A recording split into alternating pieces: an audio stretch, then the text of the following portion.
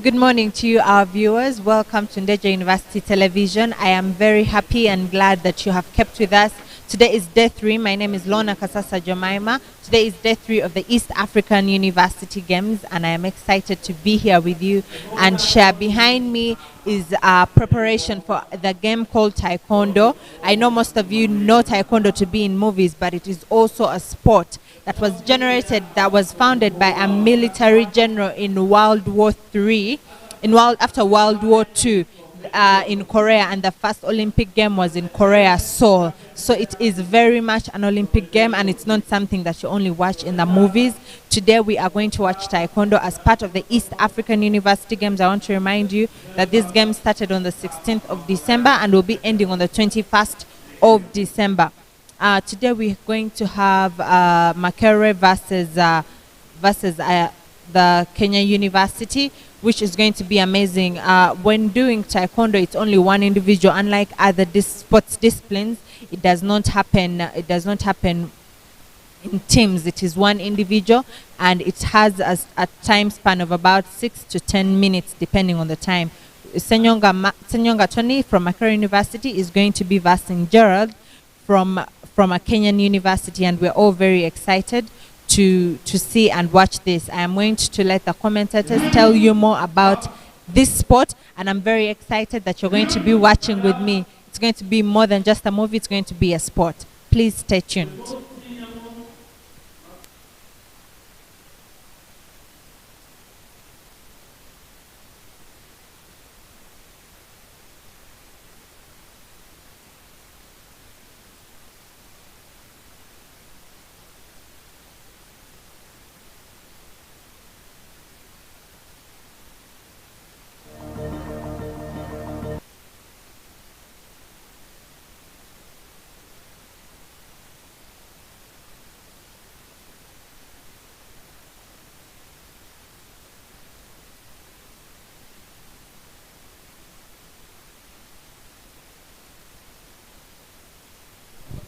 Ladies and gentlemen, good morning and welcome to Ndeja University TV. We are live here at level 2 in the main complex, where we're going to have Taekwondo live for you. My name is Ian Asabo, and I'm here with me. I have Ali Sharan Kiranda and our rules analyst. We are going to bring you Taekwondo live, and boat number 1 sees Gerard Kiplangat from Kenya Methodist University taking on Senyondo Tony from Makerere, from the gallant Makerere University in Kampala, Uganda. So before we can get into the bout, we have our rules analyst. I think we shall give him time to introduce himself and a few of the rules before we can begin the bout. So, good morning, good afternoon, good evening. My name is Ernest. A Taekwondo expert, been trained for the last 43 years in training. It's a pleasure to be with you. Well, basically this is a Taekwondo match. Taekwondo has developed into an Olympic sport, and there are some basic rules that we use. Fortunately today we're using electronic scoring system, whereby if you hit a valid point, the system will score by itself, save for the places maybe on the face which is not covered by protective gear. In which case, the corner judges, the 3 judges on the ground would score manually those points, or the center referee can indicate to the scorekeeper that there's a point that has been scored and not been captured by the electronic system. So it's real time, real scoring. It is no after that. In case there's a score that was not observed by either the judges or the center referee, then the coach for the player has got a leeway to be able to raise their hands and raise the issue that I've seen a point which was not scored, and then they can be able to call together and discuss and agree with this a point, not a point. Now the different scoring system, if you score directly to the face using your foot, you get 3 points. If you score to the head, but you use a turning technique, that will be 5 points direct. Now, if you go to the stomach, if you go to the body direct, it will give you 2 points. If you go it by turning, it gives you an extra 2 points again, it gets 4 points. So if you go score by a punch to the body, goes to you a single point. So depending on the techniques that are being applied and how they are applied, you have a different scorecard running. Now, whenever a player commits a foul, they're given a warning. In each warning earns your opponent a single point. If you get 5 warnings in a particular match, you lose the match on technicality, because you'll be playing an unfair game. Now, the wins are done per round. There are 3 rounds to play, and the player who wins 2 rounds of the 3 automatically wins the match. So you may win the first round, you lose the second, then you have a 3rd round to play. But if you win 2 straight rounds, then that means you take the match within the 2nd round. Okay. Now again, if you have deductions of points that are going beyond 5, every round will be lose to lose. We also have a win by knockout. There are times a player may be hit so hard that they cannot be able to recover the ability to fight within 10 seconds. In which case the referee counts up to 10, and they are unable to continue. Then that will be like a knockout. Okay. Besides that, maybe I'll explain to you as things happen on the ground. Then you can sit live and be able to comment really what's going on. Thank you very much, Mr. Ernest, for that very brief but insightful explanation into the game of Taekwondo.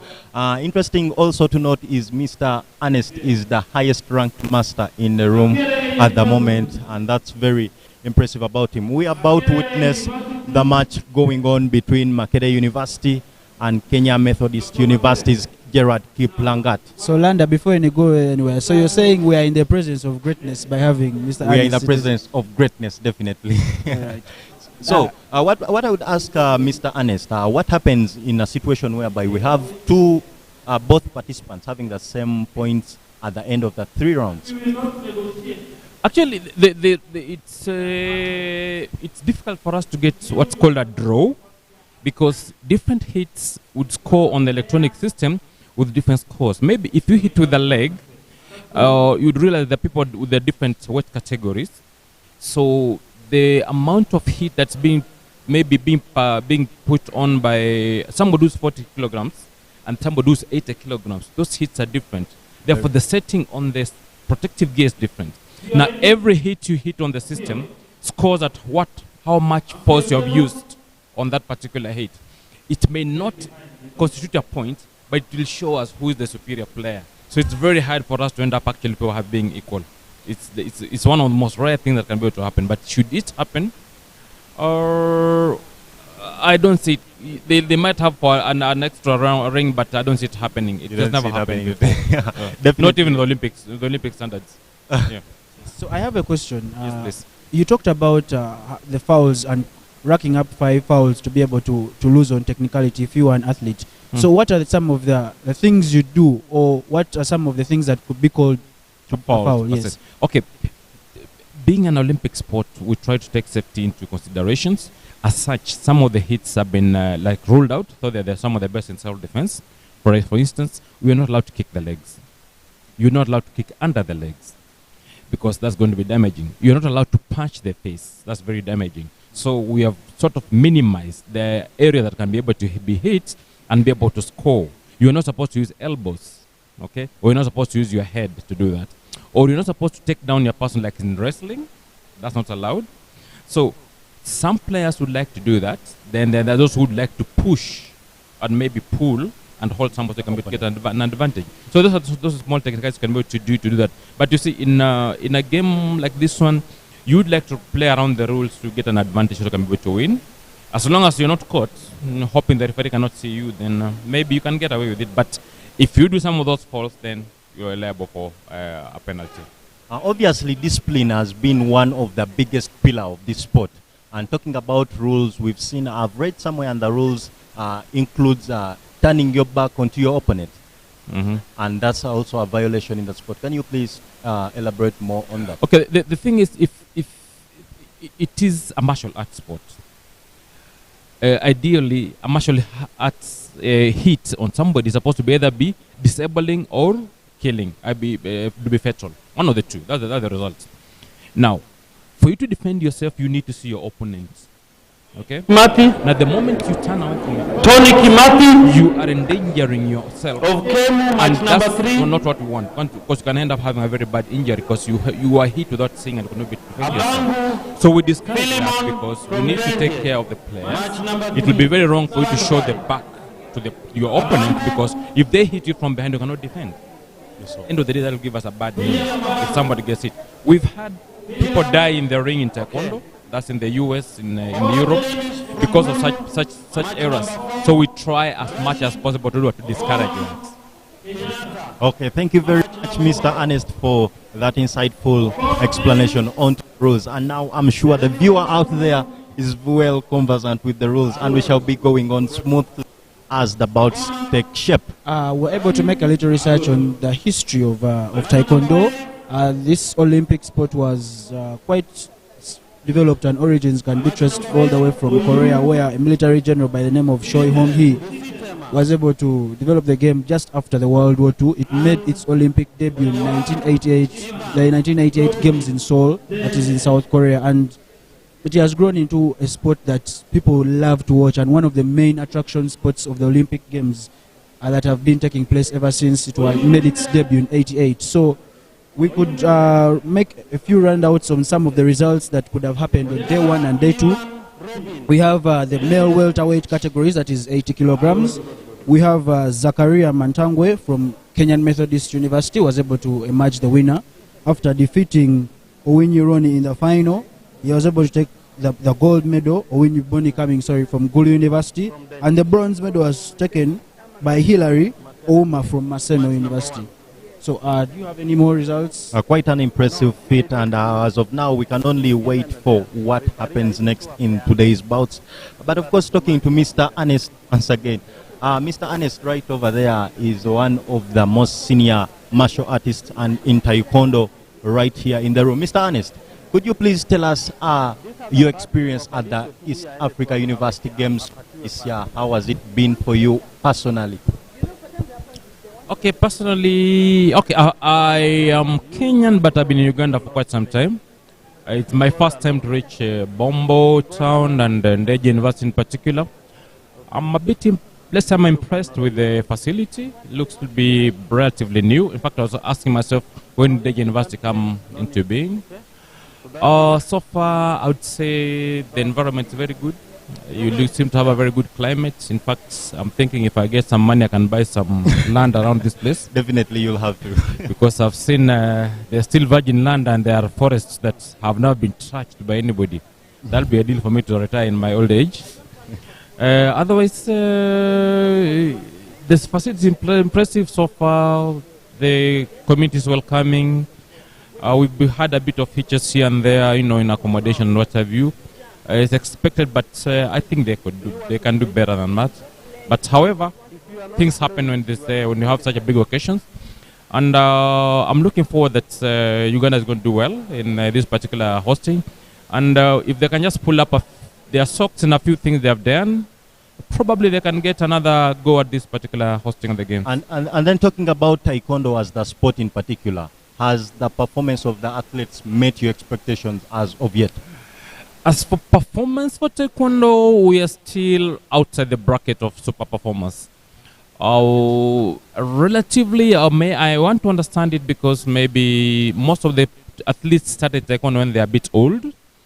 And most universities do not give enough time for the athletes to do enough training. And very few universities give enough backing for the athletes to get what they're supposed to do as athletes. I would hope that being university being the institution of highest learning should be able to churn out most of the elite athletes for this region. If you look at Europe, you look at the United States of America, the best athletes come from the universities. And there's a gap in our system whereby the athletes that are in the university do not get what they're supposed to get as opposed to the rest of the world. But I can say it's impressive because at least we started something and it's going. As time goes on, I'm very hopeful that we're going to reach the standards of the rest of the world. Because if we go to, let's say, Uniside, the sports organization for the world, we hardly get anything. Because whereas the rest of the world will bring the elites or at least from their countries, ours come out substandard. We need to be seeing who's your Maradona? This guy from here. It's called who? Kiprono? Kiprotich. Yeah. You see, Kiprotich is supposed to be from the university, really, if you're just outside there. But you see, when we go out there, we'll meet the very best. Korea, for example, where Taekwondo comes from, most of the national team players for Taekwondo are from the universities. Same would go for the US or maybe Canada, the rest of the countries. We are not yet making that mark. We find that most of our best athletes are also university brackets. So we are still underperforming on that level. But the most maybe encouraging thing is that maybe we made a start and hopefully we'll reach there. Yes, so you talk about Taekwondo with a lot of passion. It got me intrigued, and I just want to ask what made you fall in love with the sport. Is it, could you tell us a bit of the personal experience with you and the sport and why you got to fall in love with the sport? Let's say I've been doing Taekwondo for the last 43 years. Yeah. If I tell you I'm 60 years of age, you'll say no. Definitely. Mm-hmm. Maybe keeps you young. It keeps me a bit young, Yeah. and I can lie to you with my face that maybe I'm not old, but I'm fairly old. Okay. I fell in love in Taekwondo with the days of Bruce Lee. Yo. I was still a young, upcoming guy when Bruce Lee was still around. Yeah. 1973, that's when he died. I was 73 then. I really loved what he could be able to do. And with that passion, I loved martial arts.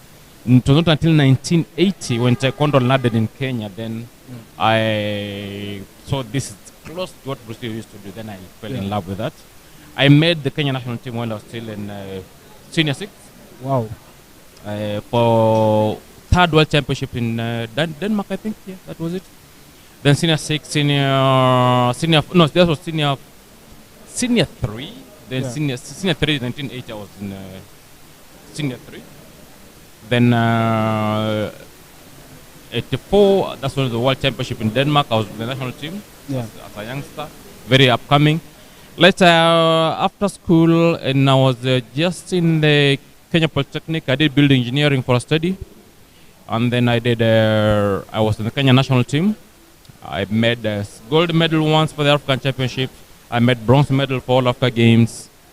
I played like all over the world, Europe, Asia, Americas. I've been there because of Taekwondo. And more. I go to Taekwondo, the World Taekwondo Academy for studies and what have you. So I've grown up. In fact, I came to revive. I propped up the Uganda Taekwondo Federation because I came here in 1999 and it was totally dead. So I put it together. Most of the senior, like all the Ugandan referees here, I put the ones you can see in the ring. I'm not brought them up. So I propped up Uganda Taekwondo Federation, and together again we propped up Rwandese Taekwondo Federation. So that's why I look like a father figure in the East African region, because nearly like everybody's under me when it comes to this particular sport. And it's quite involving. It's disciplining. It's a good sport. It can keep you healthy. It can keep you young, vibrant. If you really want to keep yourself physically fit. Most people do not do physical fitness, which is it's a bad thing because you grow old too quick, too fast. People grow old because they stop training. They don't stop training because they grow old. So if you're not doing any physical fitness, you're sure you're going to grow old very quickly. So with that, my passion is still on. Now I'm still training. I'm training in Kenya with a very good team. We're bringing up a ladies team that's going to be formidable, maybe in the African region, and we want to go up to the Olympics. The next 2 Olympics, we should be able to land 2 or 3 ladies from Kenya. That's the project I'm working on at the moment. But the passion still goes on, and I'm encouraged. I'm hoping Uganda can grow. Okay? Yeah. That was a very much intense explanation from Mr. Ernest right over there. Mr. Ernest, you've had a lot of appearances on the national team, participating in very many tournaments. Could we look back at most your best moments while capping for the national teams you've been to the tournaments you've been to as a person? Okay, I think in 1987 we hosted the All Africa Games in Nairobi, and I ended up with a bronze medal, which was not fair because somebody happened to block me unfairly. There was almost a riot in the gymnasium, but I should have gotten my gold. However, the the following year in the African Taekwondo Championship, I got a gold medal. Those would be some of my best moments. Another captivating moment was when I was playing in Iran at the 10 Days of Dawn competition, the second one edition. I think that was 1989. And for the first time, I found a crowd that was jam-packed in the stadium. There was no space to breathe in. Everybody was cheering. That was quite to see Taekwondo at its peak at that particular moment. Of course, Korea is always exceptional when it comes to Taekwondo. Again, I've been there for several competitions, and it's quite impressive. So, ranking them, maybe the time I got played in Africa Games, my first time to get a medal for my country, I was very, very impressed. And of course, when I got my first gold medal for Africa Taekwondo Championship in 1988, I was very, very impressed. Talking about Taekwondo career-wise, is this a career anyone could take out of, given the fact that people do the sport for physical fitness, to keep young and everything of that kind? Could this be a career to someone out there? Okay, for a career, you can be able to make a career in the form that you are going to be able to... This is the sporting aspect of Taekwondo. Taekwondo is a martial art. If you do the martial art properly, you can be able to maybe get an Olympic status, and that can be able to open doors for you in terms of being an instructor. However, for you to make money, you need to be a good instructor. Now, the big thing about instructor is because of the cultural change we have in the world. We have done away with our African culture, and we are sort of midway in between the Western culture and the African culture. We don't know where we are properly. So what has happened that we've got a breakdown in morals in the societies, especially for the youth. And what Taekwondo does as a martial art is to teach morals to the youngsters and that bringing. So the bigger picture, the point for Taekwondo is that it gives you morals and builds character. So like now in Kenya, we've got what is called curriculum-based education, which captures martial arts from preschool up to the university. And the whole point that you're going to bring up character, because most of our countries are backwards because of corruption, and most people do not see corruption as a sin. Why? Because we no longer follow our traditionals, and we're not anywhere near the Western culture. So we're somewhere in between, and we're sort of accepted elites of the society as to be the norm, which is not correct. Experience this gap whereby it teaches morals to the youth and the society. Now, if you can be able to fill that particular gap, especially for the youngsters and the youth, then you can be able to bring up an upward society. So that's the bigger picture. So if you can take Taekwondo seriously as an instructor, you are able to make so much money, because some of my students who teach lessons in Canada, I've got quite a few in Canada, I've got a few in Europe, they are multimillionaires because of this particular sport. It's maybe in Africa that particular point, but it's just a matter of time. The world is a global village. They're going to be there. Thank you very much, you, Mr. Ernest. Now, Ian, you've heard a lot about the sport in particular right now, and basically it's all about the morals. And since as Africa we are battling a very big disease, and that's a moral decaying society. Yeah. Do you think this is the ideal sport Oh yes, definitely. for the youths to take on? Definitely. As you talked about the element of discipline and morals, you have to follow rules to the bone. And if at all you're going astray, then let's give an example of some of the rules here. You're going to have specific rules given to specific athletes, and if you're able to go astray, then you're going to be penalized. So, as you talked about in Kenya, having the curriculum-based education, where you're going to have Taekwondo being taught from you being a child, then when you're able to go to the university level or even tertiary institution level, you're going to have those morals best. So, definitely, it is a sport that can can inspire youth to be a little bit more, social and follow and being society norm that is going to help us in the future.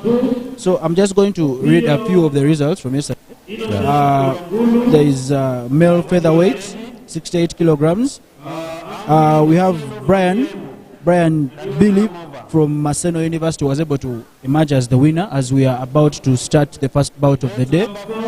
We are going to we also had the male flyweight, that is 58 kilograms. We had Peter Wambugu from Kenya Methodist University, who seemed to be dominating these games so far, because I've just read the second winner. He was able to emerge as the winner after defeating again Ivan Oyet from Ndeje University. So you have the Kenyans dominating this sport, and as you said, as Mr. Anes said, it's being taught from when you are young. So there's no surprise here that they're emerging as winners in this competition, because they're very well prepared for it. Definitely. Talking about surprises, we've had most sports in Uganda battling the issue of having athletes joining the sport at a very late age. And definitely this is not different with the Taekwondo game as well. Right now we are going to go in for the first bout of the day in the Taekwondo. This is the East Africa University Games 2022, the 12th edition, happening right here in Ndeje University's main campus. Having that perseverance character in you will surely get you going on. These are some of the morals that Master Anis was actually talking about, that actually even reflect in today's society. Some of these, like perseverance, integrity, you're supposed to, when you hit down, are you going to be able to persevere? These are some of the daily things we have to face in life. And, definitely. And it is true whatever you say, this sport actually helps bring society up in the right way. So I am so excited to be here today with you, to be able to cover this amazing sport. Exactly. Very new to many people, but then I surely believe this is going to be a very rough and bumpy ride. But of course, we are here to give you everything as transpires. So the first bout of the day is which university is taking place? That's Gerard Kiplangat from Kenya Methodist University, and he will be taking on Makerere University's. So just before we get into the business of the day, what are some of the expectations that you may be having for today? Are you expecting a knockout in this first game? Are you expecting an evenly matched game? What are you expecting from this bout? Surely at this level of competition, I wouldn't expect a knockout, though. That's what I would long for to see. You want to see someone get knocked out? I really want to see someone get knocked off the mat, and I hope that person doesn't into the audience. Yes, and of course, Gerard Kimplagat, as we said, Kenya has been a dominant figure in the university games of late, and when we talk about Taekwondo, they are such a formidable force, and having Gerard Kiplangat coming from Kenya's Methodist University on Makerere University's Senyondo Tony, I mean, that's going to be a tough one, but it is another Kenya versus Uganda affair. Another Kenya versus Uganda affair, just like we had another Kenya versus Uganda affair yesterday in the volleyball, and we saw what came out of that. But this is actually why I love these kind of competitions in the University East African Games.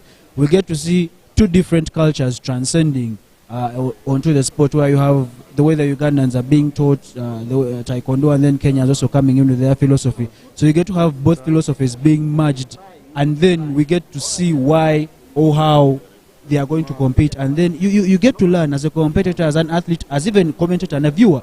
You get to learn different philosophies from different athletes, and the way they think, the way they are able to execute their moves to perfection.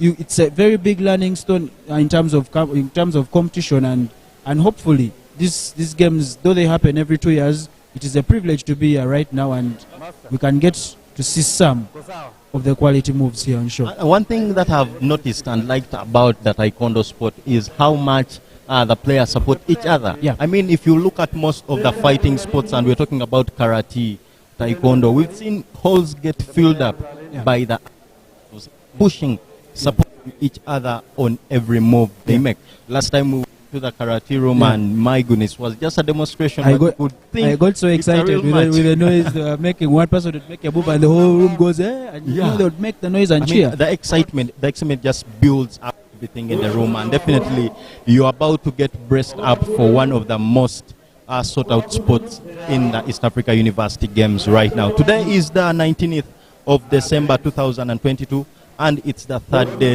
of the East Africa University Games. The games will be going on up to Wednesday, and that's the 21st, where most the universities will be crowned up champions of the tournament. You spoke about in terms of athletes supporting each other. The room is actually quite packed right now before we head into the first bout. So that shows the popularity of the sport between the athletes and even fans. I've seen parents of certain athletes being able to turn up today. It hasn't been an easy journey, but the morale and the love for the game that they have, and the fact that they want to support their children. They have been able to make that long trek up to here in Ndeje.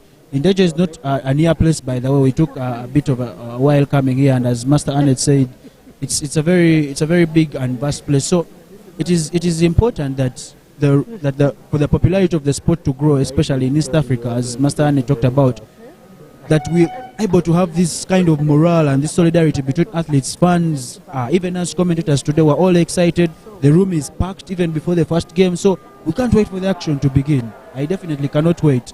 So, Landa, what have you taken so far this morning, this cold morning? This cold morning, first of all, the whole of yesterday we were complaining about how the temperatures were high and everything of that kind. But today, the weather just gave us a shock of our lives. Yeah. I mean, it rained all night. Yeah. It rained all night right here in Luweero, and of course it's a very cold and chilly morning, but of course this is an indoor sport, and of course the weather has nothing on us today. We shall be surely executing our roles as we should be doing. And today is the 19th day of December 2022. We are in for Taekwondo. This is a sport that originates from Korea, and it surely has spread across the whole world, ending up to be an Olympic sport. Yeah. And I did some dig up somewhere, and it's actually included the Olympic. Oh, there's a Paralympic version of Taekwondo. Well. Basically, you have people who are disabled taking on. Yeah. In one of the interesting pictures, an armless. Yeah. You no arms. Yeah. Taking on a fight, and I only couldn't stop wondering how they. You're still configuring them? But that's part of the game. We shall be live right here. So for all the viewers on our YouTube platform, you can always leave comments in the section. What are your thoughts about the game of Taekwondo? About the sport. What are your expectations from this tournament, and how have you got to know? How do you get to know the game? As a child, I also loved martial art films, as Master Annie talked about. His love for Taekwondo came from the great Bruce Lee. And we have been lucky enough to be able to watch some of these movies. You have such a legendary fighter. You have the Jackie Chans of this world, and the sport has been able to grow. I've actually taken Mr. Nelson Mandela, the late, may he rest in peace. One of my role models talked about sports and the transcending effect it has on society all around. It was like sport has the power to be able to break barriers, to be able to bring people together. So we have people from different universities, all walks of life, gathered in this room just to be able to watch athletes compete. The sport came from South Korea, and over these years it has been able to spread around the world. It is now an Olympic sport. People all over the world during Olympic Games, me being one of them, me being watching the Olympic Games every after 4 years, I am so excited to be able to watch Taekwondo. It is one of my favorite sports of the competition, and I am always excited to be able to watch these games. So being here live, commentating on Ndeje University TV as the room is getting full, we just have a little situation in terms of logistics and preparations for the first bout to begin, but we are here to be able to take you through these bouts, and hopefully we can be able to get the action. You're welcome, and just keep a little patience because we are about to begin and things are about to get spicy. Definitely, this being an Olympic sport, a lot of safety measures have been taken to make sure the athletes themselves are safe while taking on the sport. Yeah. And this includes a lot of gear that they put on their bodies to try and deduct some of the hard knocks that would go their way. And this includes the chest guards, the groin guards. I mean, that one is one of the most crucial ones. Yeah. Forearm guards, most of the players do really need that on their bodies. Then we can have the mouth guards and the shields. Yeah. The mouth guard is one of those equipment. You don't want to have your teeth knocked out. Definitely, that's the worst thing you want out of a sport. Yeah. As we've seen. But you could tell some of the world's boxers. Yeah. You could tell from how they speak. The sport sometimes doesn't go their way. Yeah. But a sport, and just like any other, those are occupational hazards, as we could call them. But this is a wonderful sport, and I would think it's a sport anyone could take on. Have And you ever tried Taekwondo, Mr. I've not tried Taekwondo as a person, but then Yes. I enjoy watching the sport. This is a sport that will keep your pressure high while watching. You Yeah. want to see the next hit. You want to see what the opponents think and everything of that kind. It's surely an exciting sport to watch. So let us say we could talk to Master Ernest to be able to give you a few lessons on the basics of Taekwondo. I have never. And definitely, Mr. Ernest being one of the most experienced athletes in the room, I think he would definitely be a very good coach and a wonderful role model for the sport. Definitely. So, ladies and gentlemen, as the room keeps on piling up, we are excited as we're getting to the fever pitch and the beginning of these games. We have Makerere's own seated and waiting. We are waiting for the next opponent to be able to show up, and we can be able to start the bout. The judges are preparing. We have logistics being taken care of. And the main reason why we are actually starting a bit late is because of the weather issues that we have been having this morning. As you pointed out yesterday, it was blazing hot temperatures reaching as high as 28 degrees. But today, we are able to get the opposite, and luckily we are indoor. I've actually always, in Africa, basically, we have always had love for the outdoor games, basketball, your football, your volleyball, and the indoor games have not been given a serious eye in terms of even the facilities. You look at in Uganda, our indoor facilities are not. You can name them with your fingers. You have the Lugogo Indoor Arena, you have Old Kampala, and they're not probably up to the best standard possible. But here we are. We have in Deja University. We already have the mat, as you can see. It is supposed to be 8 meters long, and just in the middle there we have now. And the beauty of this sport is that everyone is literally watching you. It is only you and your opponent. Definitely. So it is survivor mode. You either win or lose. There is no running away, because as I said, you cannot turn your back on your opponent. You're going to lose points. So you definitely have to be able to survive for those 2 minutes, or survive or make sure you knock out your opponent. I think that is the best way of surviving in this competition. Yeah. And talking about this, the indoor sports as a whole, I'm very much impressed by the indoor sports from their scoring systems. Yeah. I mean, you could literally have the points roll from the technology around. Yeah. I mean, you wouldn't have someone to sit around and do the scoring, which is unlike with the outdoor sports. We've seen a lot of outdoor sports using manual scoring. You have a lot of controversy, and the electronic system doesn't allow that, because it's literally being shown. It's automatic. So it's automatic. You can actually know if you're down and you're still behind by 5 or 6 points, and there is no little or no reaction in a bad way to that, because it's literally on paper. You're going to see everything being scored electronically. So there is less controversy with indoor sports compared to the sports that are outdoor. So I would encourage all of you that are watching to be able to pick an interest in this sport. You can go watch this game. You can try Taekwondo out. It's, as you said, Master Ernest, mainly for fitness purposes, but also for discipline. You can take your kids, now that we're in holidays, you can take them for Taekwondo training. As you said, it's morally bringing perseverance. You know, there are so many factors into it, and it's exciting. I can't wait for the games to start. Because judging about how the looks from Mr. Ernest, I mean, you would literally not say he's 60 years of age. Yeah, you would literally say he's around 30. You tell us he's 20 and the we appearance, believe. definitely, you definitely believe that. So whoever is out there and want to take on the sport, do this for your own physical ability to. And doing sports has been proved as one of the ways to reduce on how much diseases you could contract. I mean, you're keeping a healthy system. You're keeping the blood running through your body, and we have the sport almost taking shape, and we have. You could literally tell I was talking about the technology. I mean, look at all the officials wherever they are seated. They've been given gadgets whereby the scoring will be done automatically. Yeah. When the official thinks a point has been, when he thinks it's a 3 points, it's a 2 points, a 1 point, they'll definitely have to hit the button. It's a wonderful sport right here in Deja University's main campus, Bomboruero, and this is Taekwondo. And this is Taekwondo, a sport that has its origin from Korea, and we've known Korea for the longest time, having the best fighters. Actually, most of these Asians, they are very big on medication and sport, fighting to be specific. We can see the officials taking a bow, and that signifies how much they are ready to take on the sport. And that's the bow by the officials. to signal how much ready everyone is.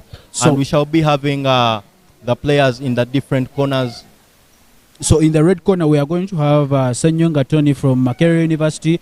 And in the blue corner, we are going to have Gerard Chiplangat from Kenya Methodist University. Kenya Methodist University obviously coming to this bout as favorites because they already have 2 gold medals in the bag in different competitions. So is Mr. Chiplangat going to add another, is going to progress to the semi-final then to be able to head and possibly add another gold medal in the Another bag? gold medal in the bag for the Kenya Methodist University.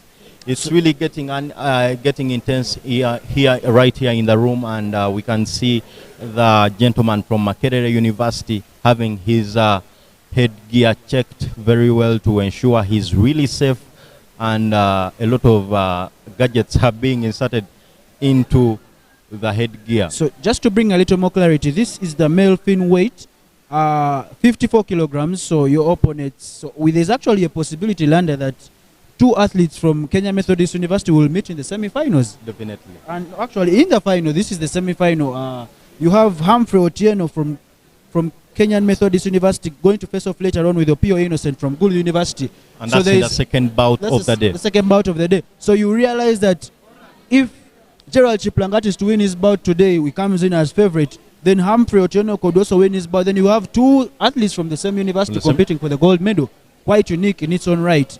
So and you will now know the bout the bout has the 54 kilogram bout has 4 fighters in it, and that is Gerard Kiplangat from Kenya Methodist University. Right there we can see testing being done onto the protective gear to make sure every point is accounted for. I am really intrigued with next system. They are trying to see if it actually works before we start. So we are minutes away from the first bout of the day, and I am literally getting goosebumps as I cannot wait for this. The fans are excited. There is morale going on here. The athletes are supporting themselves. So as I mentioned again, Senyonga Tony from Makerere University is in the red corner. The red corner, and Gerard Kiplangat from Kenya Methodist University right there in the blue corner. So are we allowed to give predictions as commentators, or is there a prediction panel? Definitely, you do the prediction at your own risk, because we can only be ready for the upsets. We are only supposed to give you a play-by-play on how things are going here. But as you can see, as just from the naked eye, I think both athletes are definitely ready to go, and they seem confident enough to be able to get the win today and send them to the final of the male fin weight 54 kilograms here at the East African University Games in Ndeje. So, and when you look at from the appearance of both the fighters, you could see that they're almost the same size. Yeah. So you wouldn't underrate any one of them. You couldn't call any one of them an underdog. Having the fact that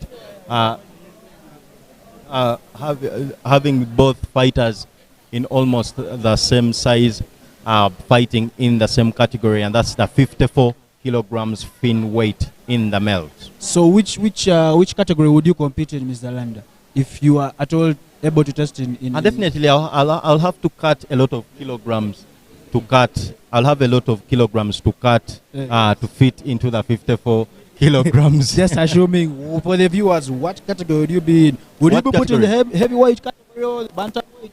Definitely not the heavyweight category, but around the 60-70 category. Yeah. I think I would sit quite well in that one, and I think I'll get a beating of my life. But a little training from Master Ernest and you'll get there. Definitely. So, Master Ernest, a question for you here. Is it possible that our fellow commentator here, Mr. Landa, can be able to a few weeks of training, can he be able to compete with some of the athletes here? Not really. Few weeks will not make the cuts.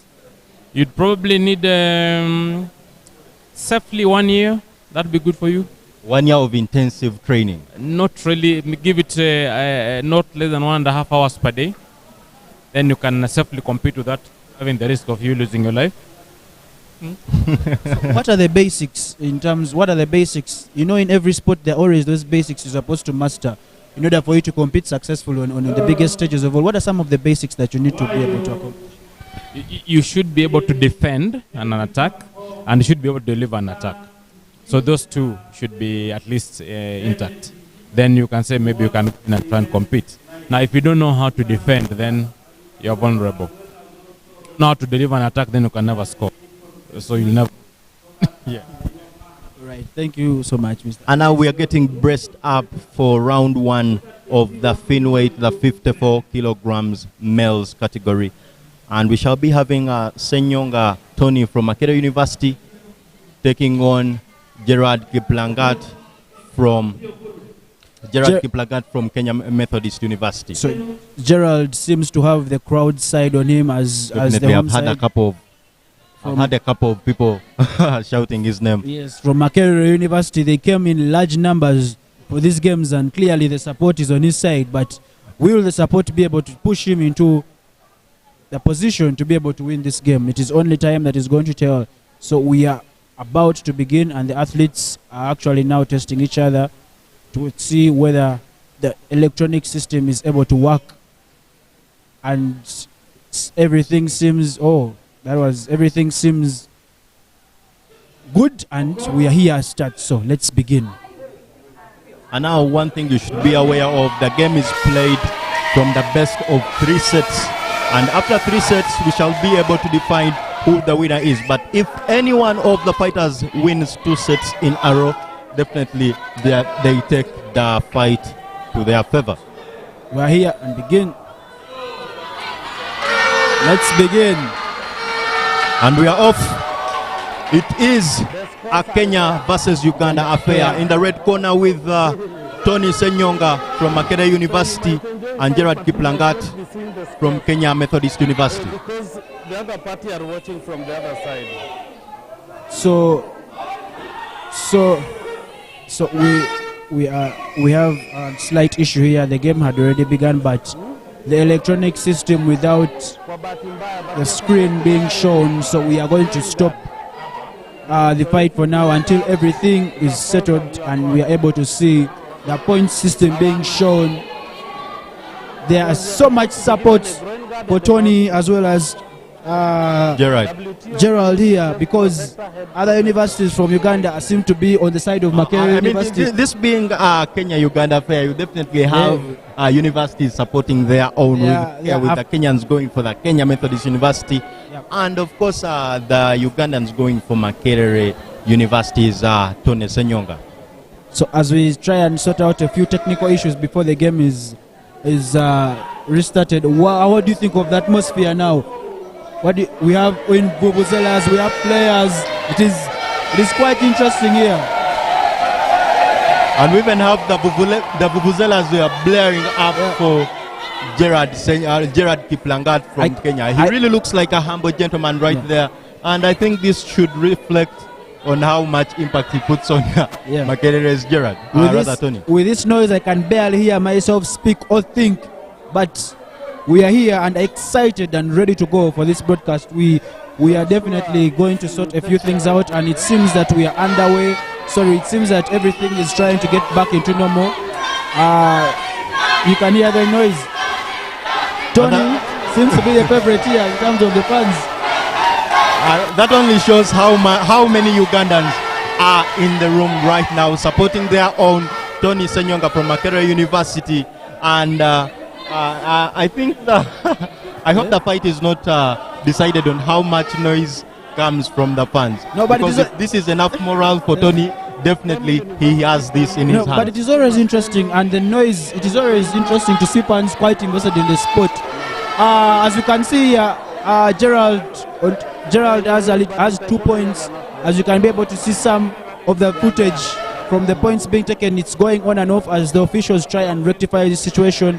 Gerald had 2 points already from Kenyan Methodist University, the gentleman in the blue corner. So as officials try and sort this, how do you think this is going to pan out? Talking about the support coming in from the room from all over the place, Yeah. You definitely would think these are athletes who participate in Taekwondo, but no. Well, we have netballers right in the room Yeah. are supporting Taekwondo, which Yeah. makes this one of the favorite sports at the East Africa University. I definitely think Gerard Kiplangat has already taken the lead with 2 points. I mean, he has started real quick, and if this was the golden round, the golden point round, Yeah. he definitely would have this already in his hands. Because talking about the golden round, the golden point round, this happens when the players after 3 rounds have the same score. Yeah. We have them go for a final round, and that's decided by how fast the athlete or the fighter makes a point. Whoever makes the point first takes the day. So if this was a golden point round, Yeah. definitely Kenya's Kiplagat Gerard would be having this back home.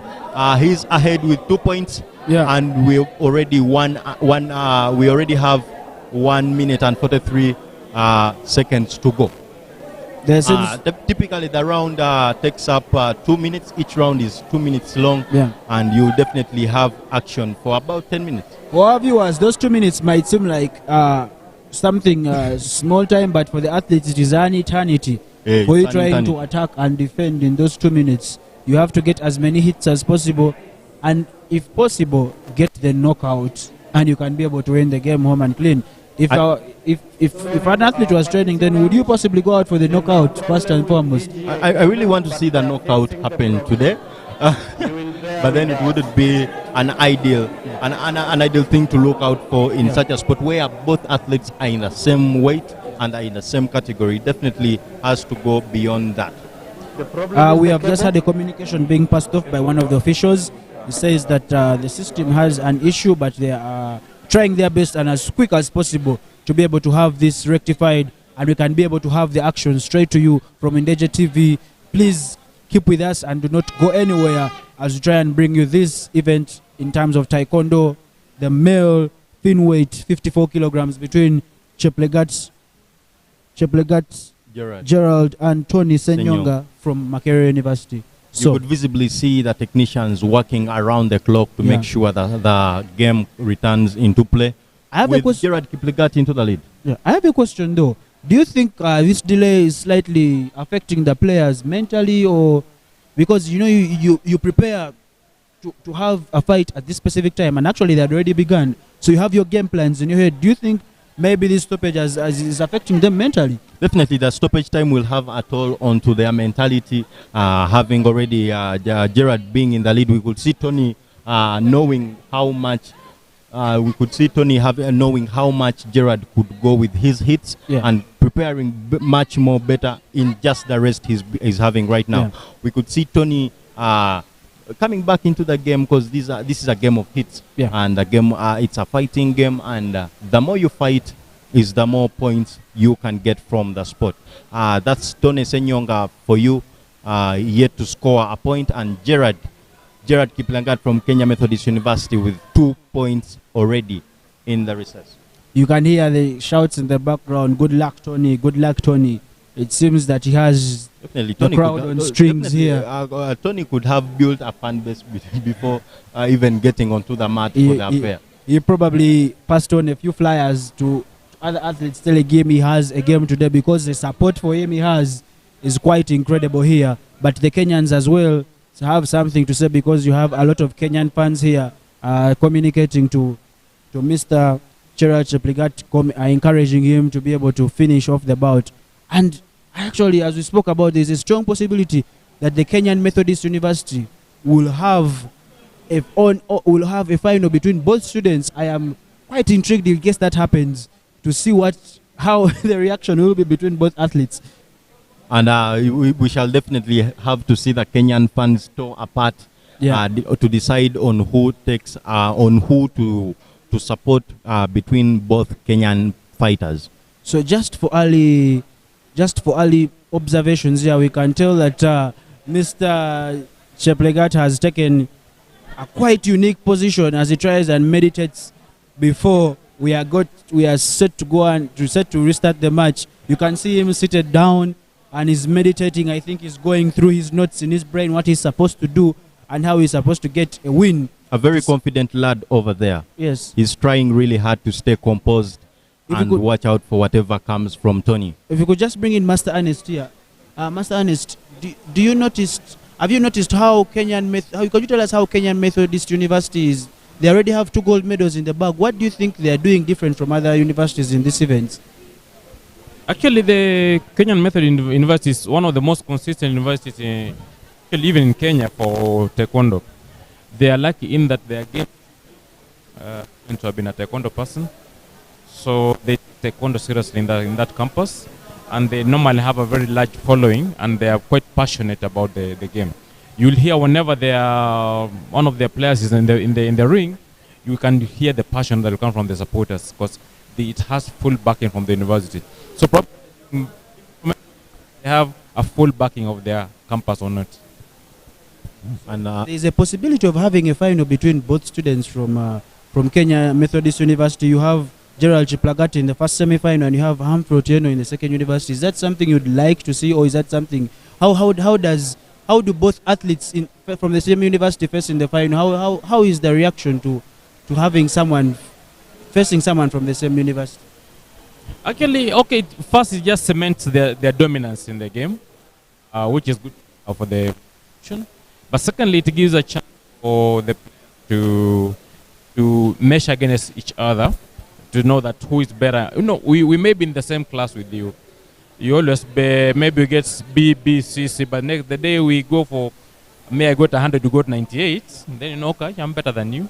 So it gives them a fair chance to reflect on themselves. And you get that when in a martial arts competition, the ideal is that the 2 players, first of all, will, before they start the fight. Now, the meaning of the bow is that I respect you and you respect me. So we say, okay, let's go for it.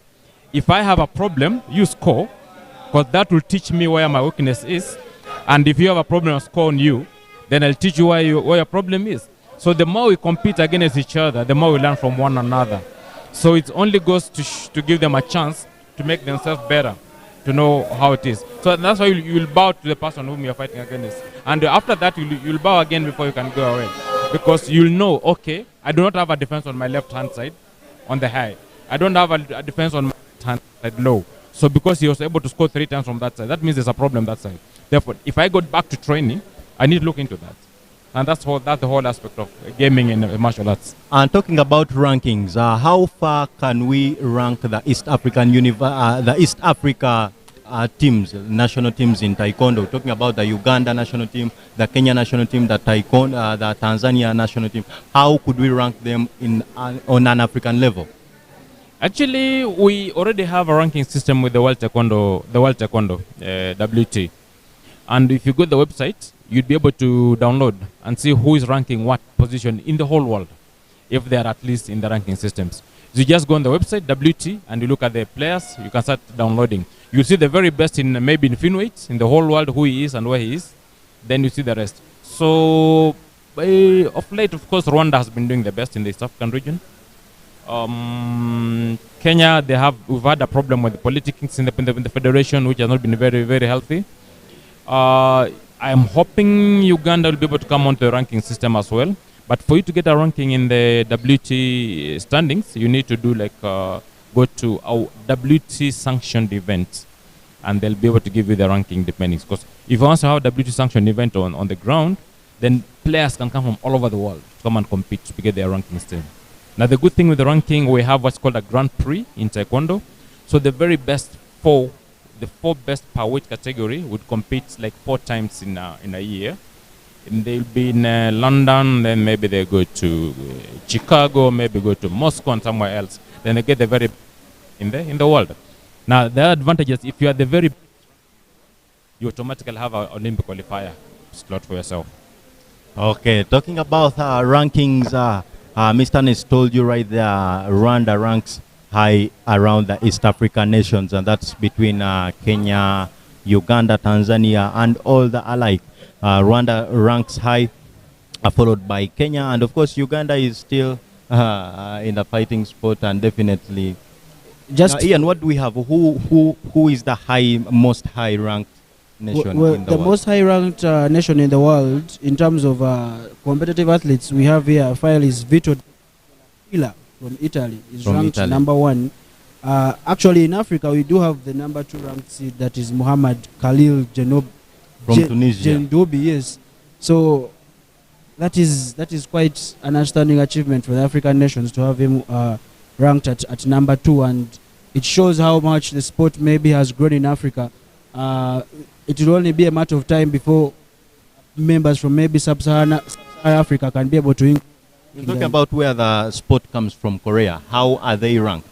Well, the number 11th seed, that is Jan So-bae, is ranked at 11th seed from the Republic of Korea. So I think that is a good thing, because you have a global sport, and you have not originally from the country where it is, where you have the number 1 ranked player in the world, who happens to be a man from Italy. So it is good for the sport that you have various athletes from all over the world having different rankings. That shows how much the sport has grown and how competitive it exactly how competitive it is ever since it took its inception on the Olympic stage in 1988. So there is a little bit of confusion here. The Kenyans are actually trying to protest the decision to have their 2 points taken back from Mr. Gerald Kiplagat. Now we have the equipment being tested once again to make sure the scoring system does its rightful purpose. So let us wait and see what the decision is from the referees to be able to have those 2 points possibly added to Mr. Gerald, as he began that game clearly with a couple of hits. We are left with the officials, and we are about to go back to the action. Ladies and gentlemen, keep it here. Let us get underway. Are you excited? I'm very much excited. And now we can see the time set back. And the fans really want their score put back.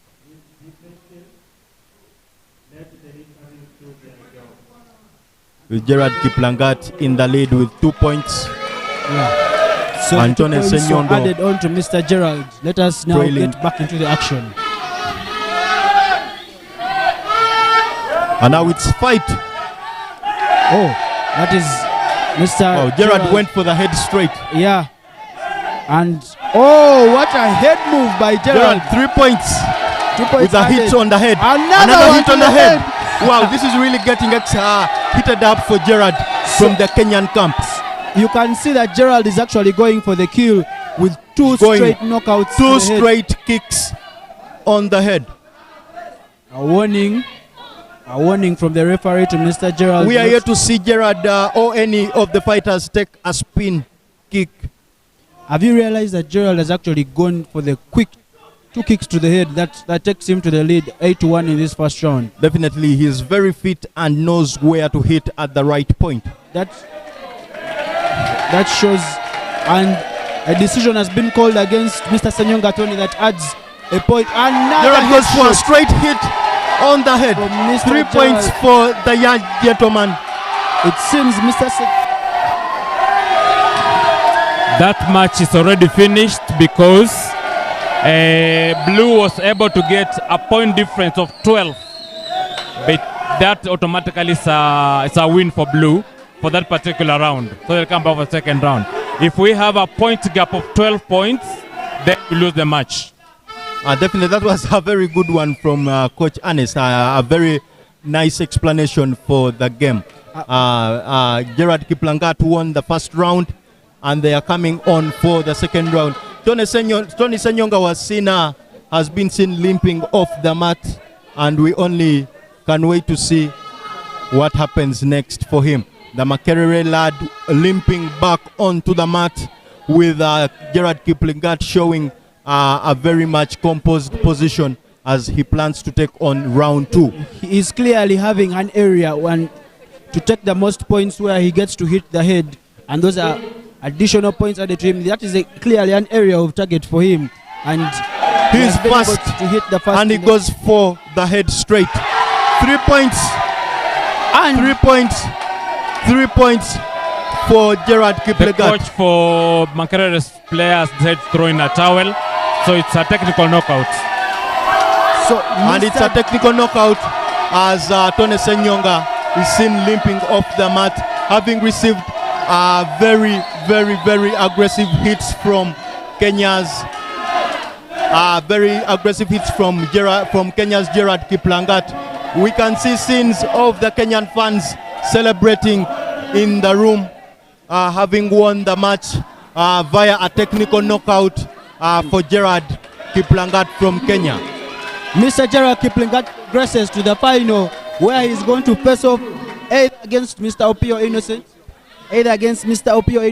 or Mr. Humphrey Otieno, his fellow student from Kenya Methodist University. So whoever he gets to take on the next stage is in for a very wonderful hit. Let's bring in Mr. Ernest here. So Mr. Ernest, what do you think? And visibly, Tony Enyonga is not so well after He taking had been very hit aggressive points hit. without a reply. And it was apparent that the Kenya Methodist athlete was far much superior from the Makerere University athlete. So it was only fair to save the player by throwing in a towel. Take him the other side. Mr. Senyor Tony, is that something We that, do not that want he the had space here, please move. targeted before the bout, or Move, it's just something that he has been working on? No, the point is that if you hit the head, you get 3 points. So if you want to win and get more points, I don't want hit to. the head. Are you a doctor? Definitely, that's what Gerard did. Yeah, if you Are you hit doctor? the body, then you're going to get 2 points. You're So a coach? the easier way to get more points is to hit the head, if you can. But apparently, the Makerere University player could not be able to even deliver a middle strike. So he was actually at a disadvantage, and the coach thought it's wise to save him from maybe getting an injury. And we saw Makerere University coach throw in the towel actually onto the mat, which was a very exciting scene over there to see Kenya Methodist University advance, Gerard Kiplangat advance. Vincent Busitema. In class between Vincent the two Busitema. athletes, as Mr. Ernest pointed out, there's Please a lot of bring him here. for Taekwondo Stand in by Kenya here, Methodist okay? University, and you can just after Robin, 2 seconds of the Dungeon. second round, the towel was thrown in. You can clearly see the way Mr. Gerard Kiplangat was able to have his weapons in there.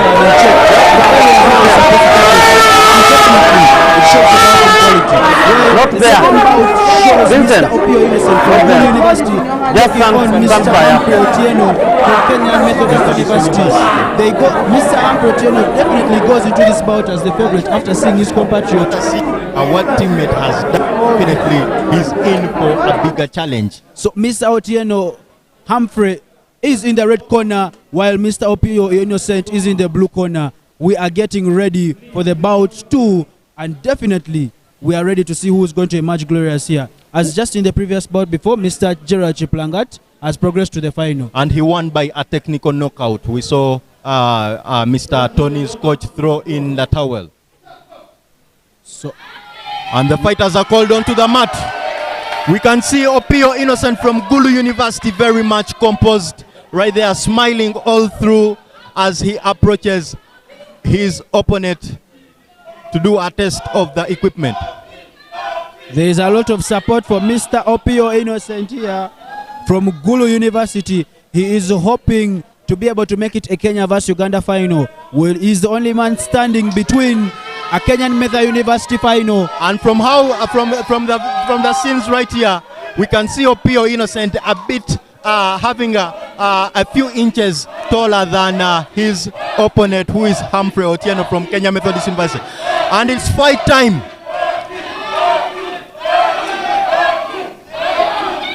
And the referee, Opio going for the straight hits onto the chest. Very aggressive fellow right there over is a there. warning He wants by the quick referee fights. here. He wants quick points right in time. and the point is awarded to Mr. Otieno Humphrey for an infringement. Here we go with Mr. Opio Innocent trying to go for the headshot because he is Mr. a few Opio inches trying taller. the kicks, but then he doesn't go beyond Mr. Otieno's chest. Another point deducted of Mr. Otieno. Another point added to Mr. Otieno as we have 1 minute 13 seconds left in this first round. A spinning fly kick by Mr. Humphrey Otieno, but Mr. Humphrey Otieno seems to be taking the scalp here with a 4-0 Mr. lead. Humphrey Otieno, a short fellow right there, but very, very, very much impressive with whatever decisions he's making onto Mr. onto whatever decision is making on Mr. Innocent Opio. 1 minute 8 seconds left in the first round, and Mr. Humphrey Otieno with a 5-point lead. Actually, make it a 6-point lead as we try and get a winner here. Oh, another headshot by Mr. Humphrey A Otieno. headshot by Mr. Humphrey Otieno earns them 3 points straight. The referee stops the bout yet again and hands a point to Mr. Opio Innocent from Gulu University, who gets his first point. It is a 7-point lead. We are left Humphrey with Otieno doing more of the holding his opponent. We are left with 50 seconds here in the first quarter, in the first round, sorry. And Mr. Humphrey Otieno with a 7-point lead over his counterpart from Gulu University. Some flying kicks here. Oh, what a shot by Mr. Opio Innocent. Unfortunately, it wasn't counted, but Mr. Humphrey Otieno with 10 points. As our rules analysis mentioned, a 12 points differential leads to Mr. an Opio automatic. going for the jump kicks, and he's not benefiting a lot from that already. Oh, he tries the kick, and a kick landed by Opio Humphrey Otieno. It is 10-1, 28 seconds left in this first round. The referee is breaking them up and takes another point. That leaves Mr. Humphrey Otieno with 11 points and Mr. Opio Innocent with only 1 point. 1 point from this game, and definitely this is not what Mr. Opio Innocent really hoped from a very disadvantaged, heighted man in Humphrey Otieno from Kenya Methodist He seems University. to have the crowd on his side as they keep chanting his name. 24 seconds left. Another point for Humphrey Otieno He missed as he that gets kick. on to 11 points. The referee tells them to break away. Mr. Opio Innocent seems to be on the defense here. He seems to be on defensive mode, but another point has been taken and added onto Mr. Opio for an infringement. We are on to the 12 last seconds to go, and Mr. Humphrey Otieno trying the high kicks on Opio. Another high kick. Another point gap of 12 points as the red player are winning that particular round. Mr. Humphrey Otieno, clearly the better athlete. He has the crowd on his support here. They are chanting his name. They are singing his name. He seems to be a goal to them, and he has taken the first round here. Mr. Humphrey Otieno takes the red. And Humphrey Otieno will surely meet up with Kenya Methodist University teammate in Gerard Kimplengat in the final bout in the 54 kilogram weight. That is if to win, because the first round has just been concluded. He is left with one more round to be able to seal the Old Kenya Methodist University final. The fans are on inside, and we cannot wait for the second round to begin. We cannot wait for the second round to begin as Mr. Humphrey Otieno wins the first round with 12 points ahead of Mr. Opio Innocent from Gulu University. So what do you think Mr. Opio Innocent needs to do in this second round to be able to make it an all even round? Basically, Mr. Humphrey Otieno has been technical and calculative on what kicks to take. He really knows. Airo Steven MKU. Decided not to take the head. You are on the sixth. And rather shots in the chest and the other parts of the scoring body. So we are set to begin the second round here. Mr. Opio going for the offensive because he is down by.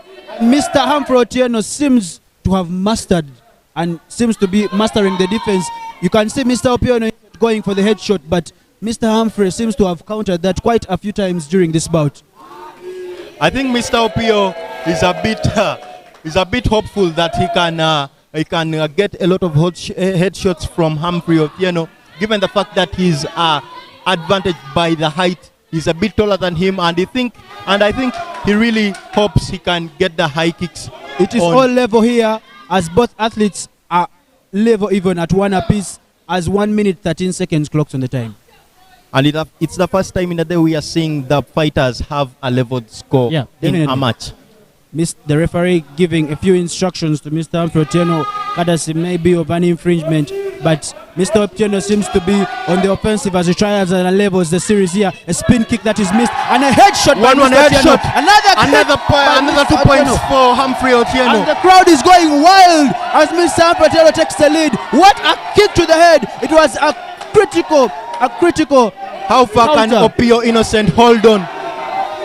as Humphrey Otieno gets more aggressive into the match. It is the second round of the bout.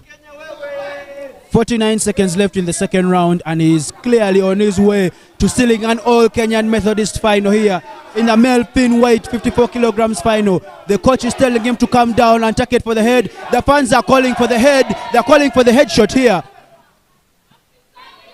And they say, what a...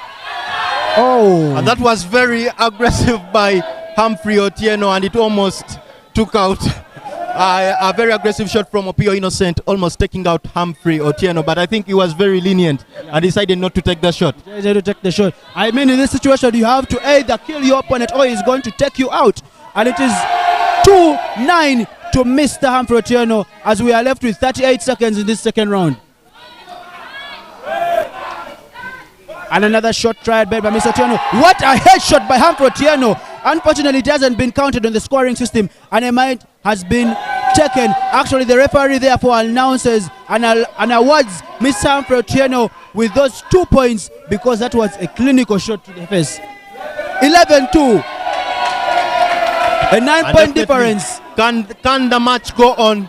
Because we only have 3 points left for Humphrey Otieno to be announced the winner. 24 seconds left. It is 4-11. And the referee holds the match. Another point taken off Mr. Otieno and added onto Mr. Opio Innocent. It seems to be costing Mr. Otieno with these infringements here. Definitely. It seems to be infringing on his score. As Mr. Ane said, every shot in Taekwondo is meant to disable your opponent or kill them. The fans are calling for the headshot to seal the deal here. Mr. Opio Innocent is trying to fight back with 10 seconds left. Mr. Opio Innocent with the headshot, earning him straight points to bring him closer to Humphrey Otieno. And the referee therefore calls for a separation here. 2 seconds left, and clearly Mr. Humphrey Otieno has won this bout. And definitely we have an all-Kenyan Methodist University final. A Kenyan Methodist University affair is what we are going to witness in the 54 thin weight category. Mr. Anes, what have you seen? What have you seen from this bout? What are you impressed most with? Actually, although the Gulu player was relatively big and strong, he has been hit by experience from the player from University. Because his lack of experience on the Gulu player, he should have won that very easily. Unfortunately, he has lost 2 straight rounds. So definitely, we are going to have an all-Kenyan Methodist University final between Gerald Kiplangat and Humphrey Otieno from Kenya Methodist University. So it clearly shows the gulf in class between the Ugandans and the Kenyans. Kenyan Methodist University, as they have clearly mentioned, have a sports tutor that has a history in training Taekwondo, and definitely it has clearly shown because the experience has played a part in the way the strikes were landed between both opponents. And definitely, this is going to be an interesting final between both students. How do you see it going? Both students, I see both sides because both fighters have been so technical on how many shots they take, where they land their shots, and definitely that has landed them points against Ugandan teams, and that's from Gulu University and Makerere University. Do you think Mr. Gerald Kiplangat has the advantage in this bout because of the way that he's able to land those headshots clinically? And you know, as you're able to land a headshot, you're able to gain that advantage of 5 points.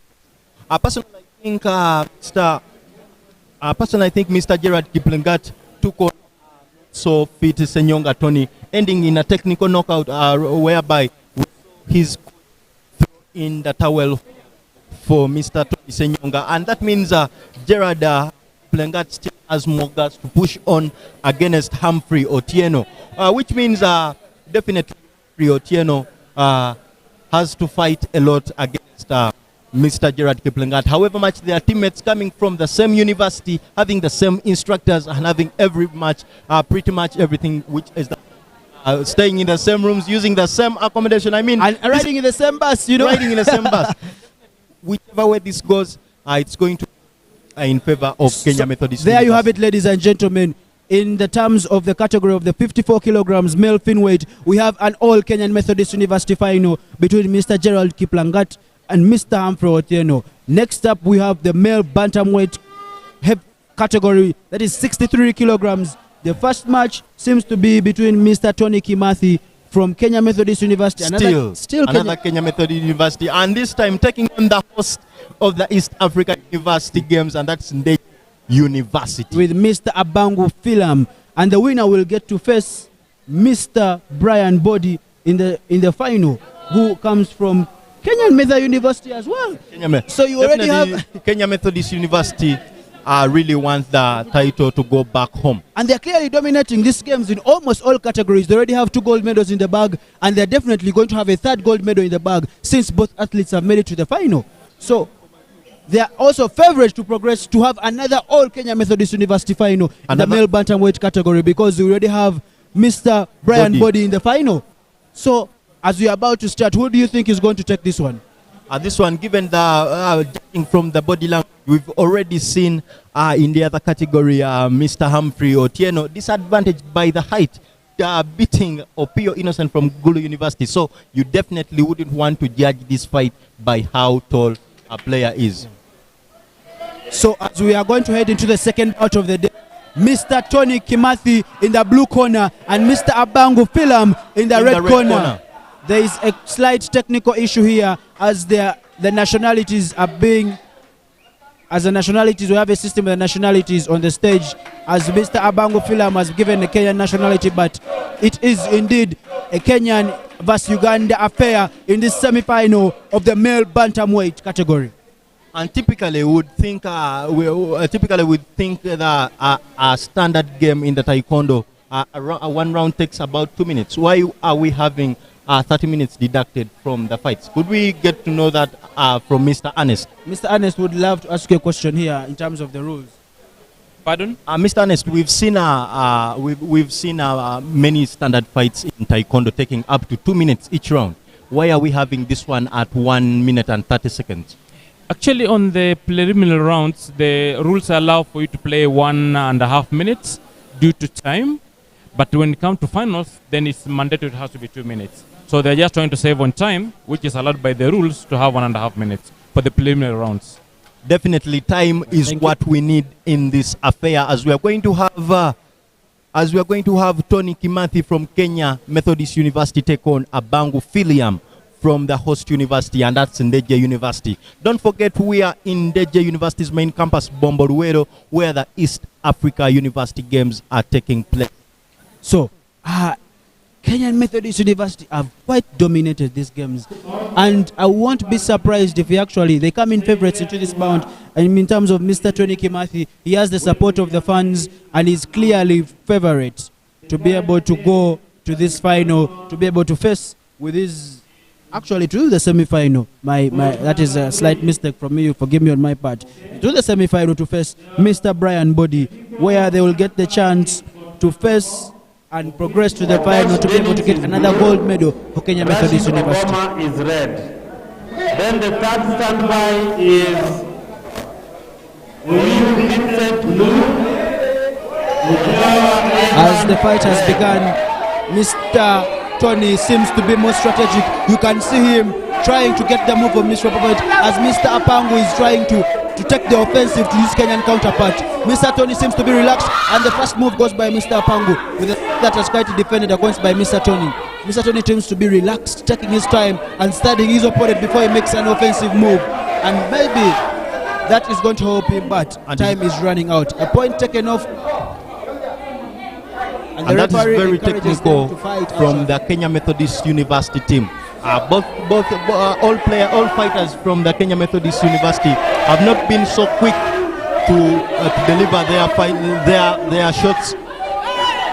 Oh, that is and we have them all going for the headshot. Mr. Tony takes the early lead with a 3-1 as we get to the final seconds of the first round, holding on each other as the Kenyans are clearly outraged by the Ugandan holding on to their counterpart. They clearly want to see action here. They do not want to see competitors holding on to themselves. Mr. Tony with an early 3-1 lead over Mr. Mpangu from Ndej University. Mr. Tony seems so relaxed. You can see the way he's studying his opponent before he makes his move, as both opponents try to fight. And as I say, that's very typical on Kenya Methodist University's fighters. As we try and have 55 seconds left on the clock, both Tony trying to take the offensive with a kick, but he misses. Mr. Pango as well on the offense. The kick led with each other. Tony takes a 7-1 lead. Mr. Pango trying to fight back, and the grappling with each other holds. So Mr. Tony has a 7-1 lead as the seconds run down. It is 40 seconds left in this first round. 40 seconds to go, and Mr. Tony Kimathi from Kenya Methodist University in a comfortable lead at 8 points now. Mr. Tony leads by 8 points from Miss Kenya Methodist University.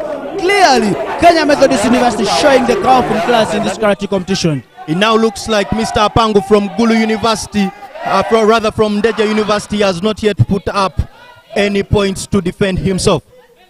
You can clearly see the gulf in class here. It is 17 seconds left in this bout. In the first round, Mr. Tony with an 8-point lead over Mr. Pango. They keep on trading kicks. Mr. Tony defended. That is a kick that has been defended by Mr. Apango. Can Mr. Tony Kimathi push the game into a 12-point lead to terminate the round? 7 seconds left. Oh, brilliant headshot by Mr. Apango, but it wasn't counted, unfortunately. And the seconds are down. Mr. Tony Kimathi from the Kenya Methodist University. And it's the end of round one.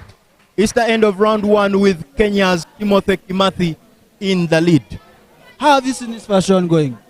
First of all, we've seen Tony Kimathi very aggressive in his attacks, and Mr. Apangu has not been so into the fight, having Mr. Tony very calculative on what shots to take and where to place them exactly. And this has completely earned him a lead to be favorite to meet Mr. Brian Body in the semi-final. As the second round begins, Mr. Tony still with the same strategy, waiting for his opponent to attack before he can make a counter, and seems to be working. What a headshot, and a point deducted here. That was a punch to the face, and that is clearly illegal. Mr. Ernest, what clearly was there? Yeah, that is illegal because we try to protect the players. As such, we do not allow punching to the face. Depending on whether the blue player can be able to continue, then the match can go on with the red player losing 1 point.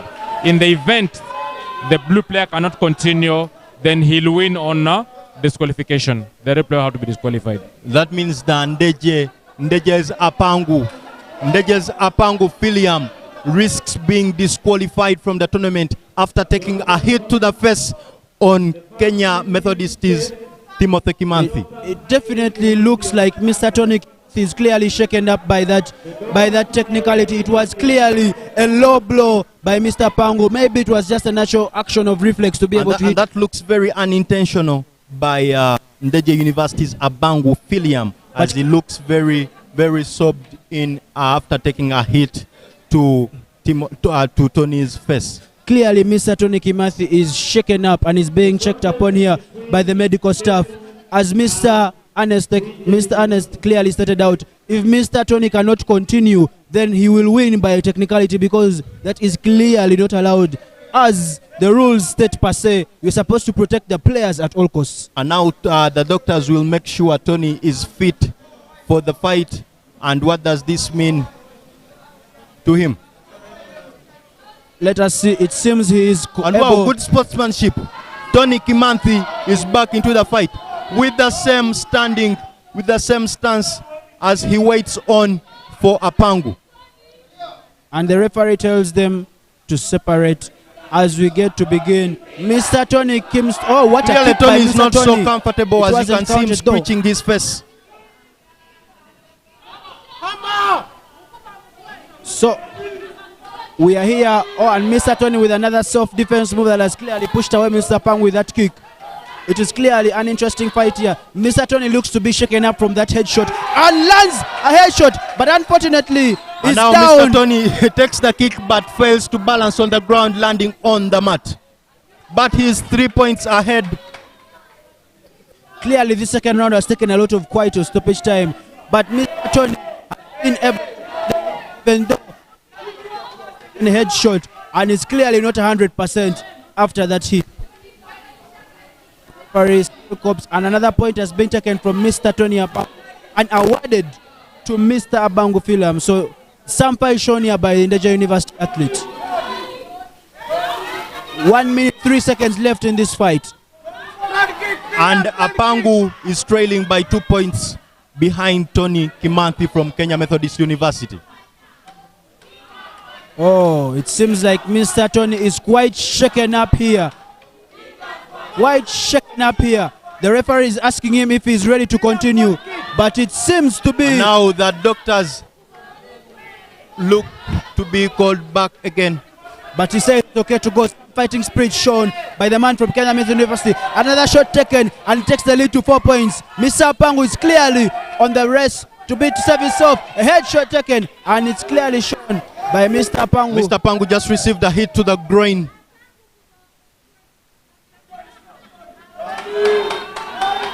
Both athletes are clearly shaken up here as the seconds wind down in this second round, with Mr. Tony in the lead by 4. Headshot attempted, Mr. Apangu, and Mr. Tony Kimanthi off the mat. Mr. Ernest, what does it mean by an opponent to be able to be pushed out of the ring? Pushing is clearly legal unless you do it during an attack or a defense. But just the mere pushing without doing anything, that's illegal. That's why he has lost a point. Definitely. So Mr. Tony Kimanthi in the lead with 9 points to Mr. Abangu Philam's 2 as the seconds wind down. With 23 seconds to go. Tony Kimanthi in the lead with 9 points. But he really looks very, very, very much in pain. Both athletes shaken up here. 15 seconds left. Tony leads by 9-3 as the referee yet again separates them. It seems to be that both athletes are shaken up.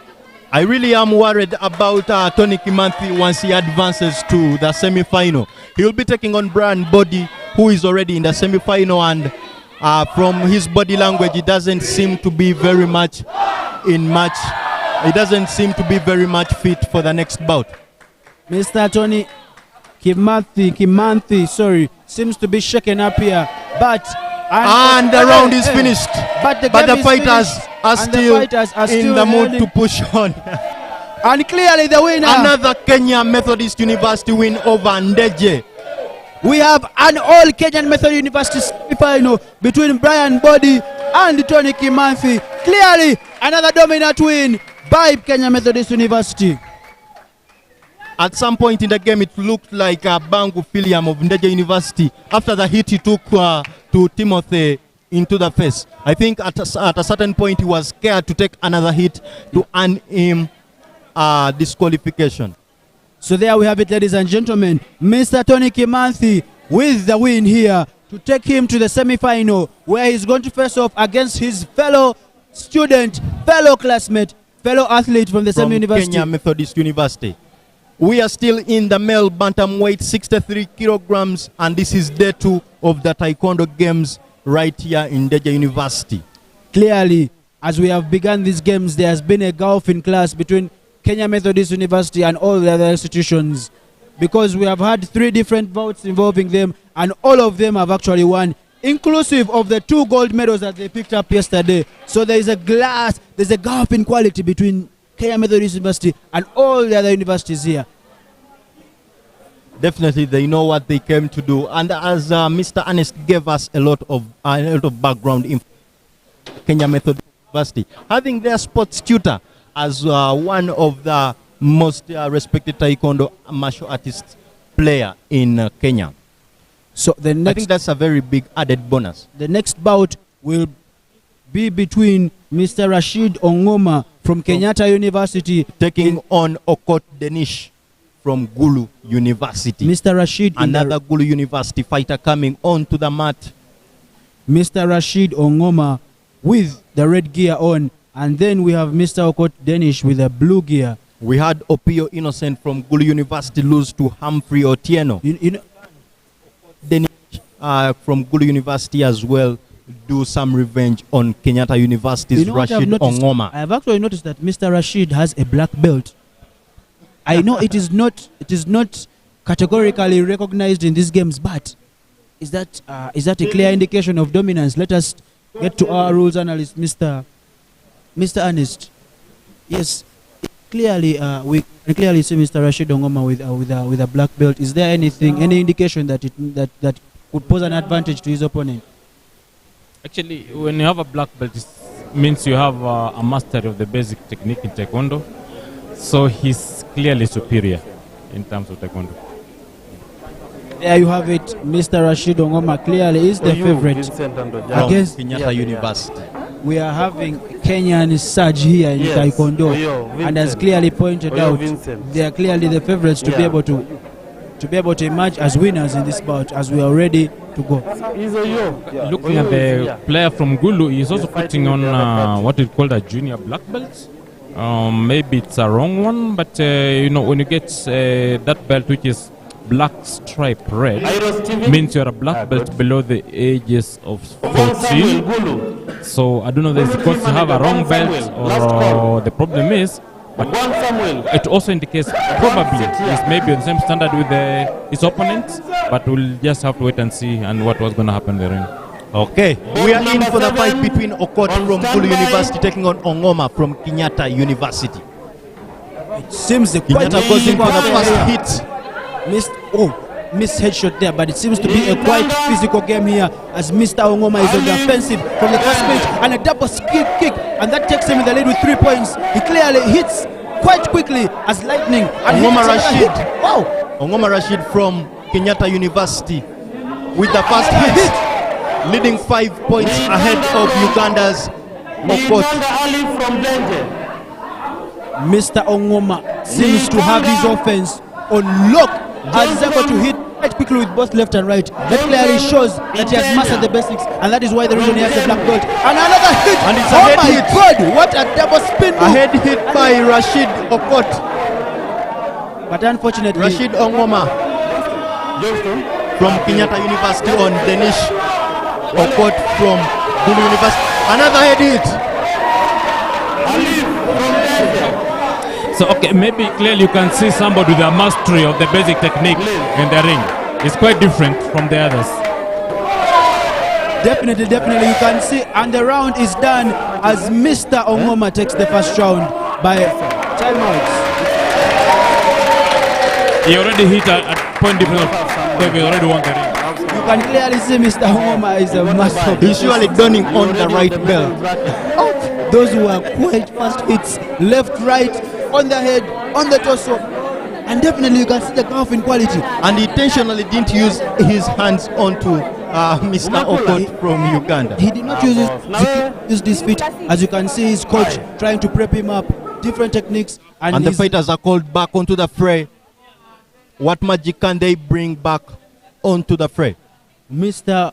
Ongoma seems clearly the favorite to be able to finish this, as the fans are telling him to finish him off before the second round even gets. Reminds me of the Mortal Kombat game where the sound is finish him. Definitely Mr. Ongoma is looking to finish him as he has mastered the basics. Another headshot hit. But this round clear seems to be even. It's 2-3 with 1 minute 44 left. Mr. Ongoma on the offensive. Double kick move to the head. Another double kick. Another kick to the torso. Definitely the favorite here. Ongoma Rashid has surely mastered the art of martial arts.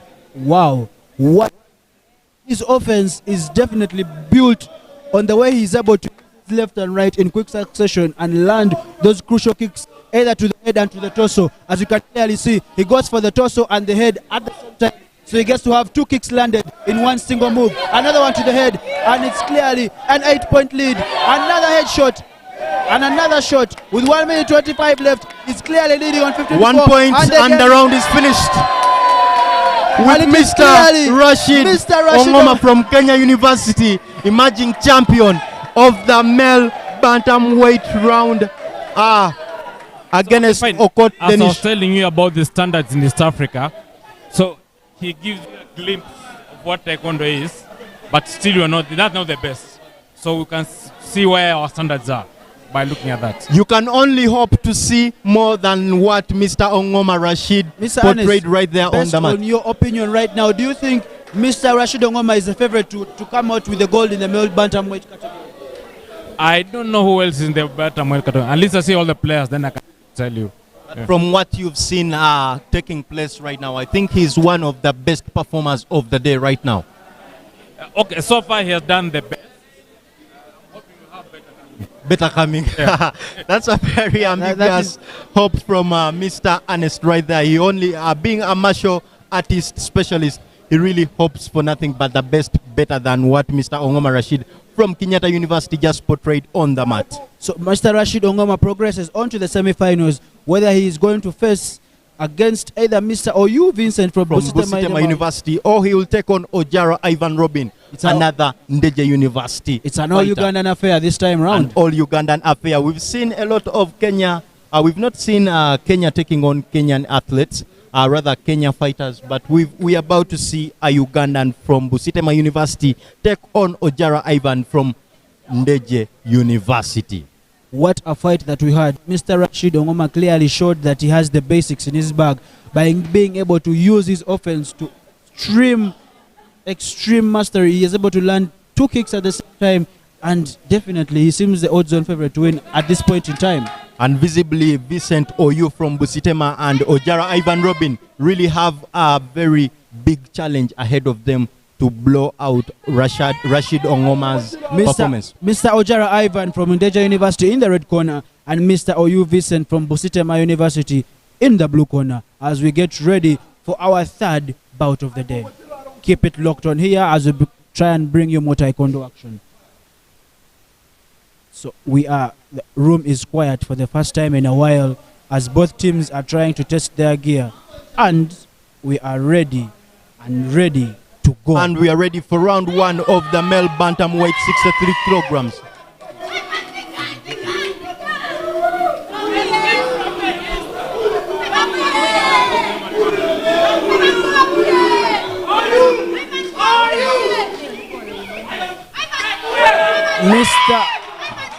And Mr. Ivan lands the first kick but fails to balance on the mat, landing down. Mr. Ivan clearly has the home support. He's from Ndeje University. Mr. Eaug lands another shot. Eaug lands another shot. Ivan lands a shot. And the referee cautions Mr. Eaug. And the point goes to Mr. Ojara. 1-1 as we progress. 1 minute 50 left in the second. This is clearly an even matched fight between the Ugandan athletes here. An attempt of a spin kick has been missed. Another in ahead.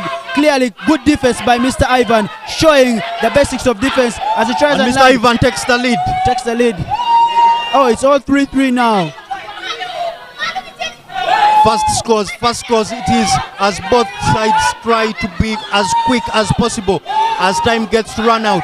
We have 1 minute and 17 seconds to go, and Mr. Ivan is still in the lead with a 4-point difference. Mr. Ivan clearly showing that he has the basics of the defense here, as has been able to dodge and counter. Oh, a low blow right there. That is a low blow right there. That is a violation onto the groin.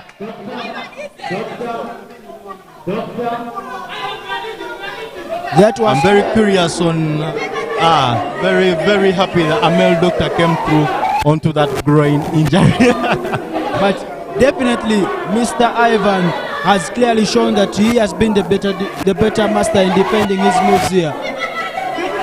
The fans are clearly on the side of Ivan from